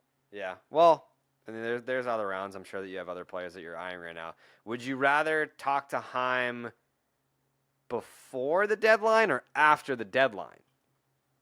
Ooh.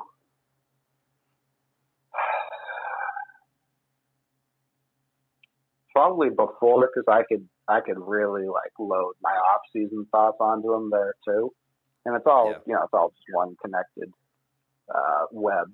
So I think before the deadline would be best. Okay. We need to make sure that Jake's out of the hospital before we. Yeah, what happened to Jake? He's sick. He had the flu. He was dehydrated. He was sleep deprived. A whole bunch of stuff. I wonder why that happened. Yeah. I don't know, but he's battling right now. So hashtag Jake Strong.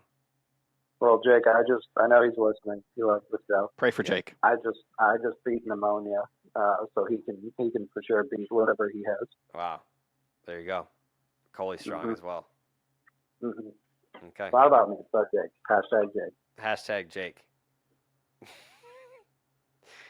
All right. Enjoy the All-Star break. I don't know when are we back? Do we still do a fucking? Do we not do a podcast next week? Next Sunday, right? We'll be back. Yeah, I don't know. I don't know. Did we? Yeah, we'll be coming off the Cup Coley, series. Did we do that for Section 10? Did we just not do a fucking podcast during the All-Star break?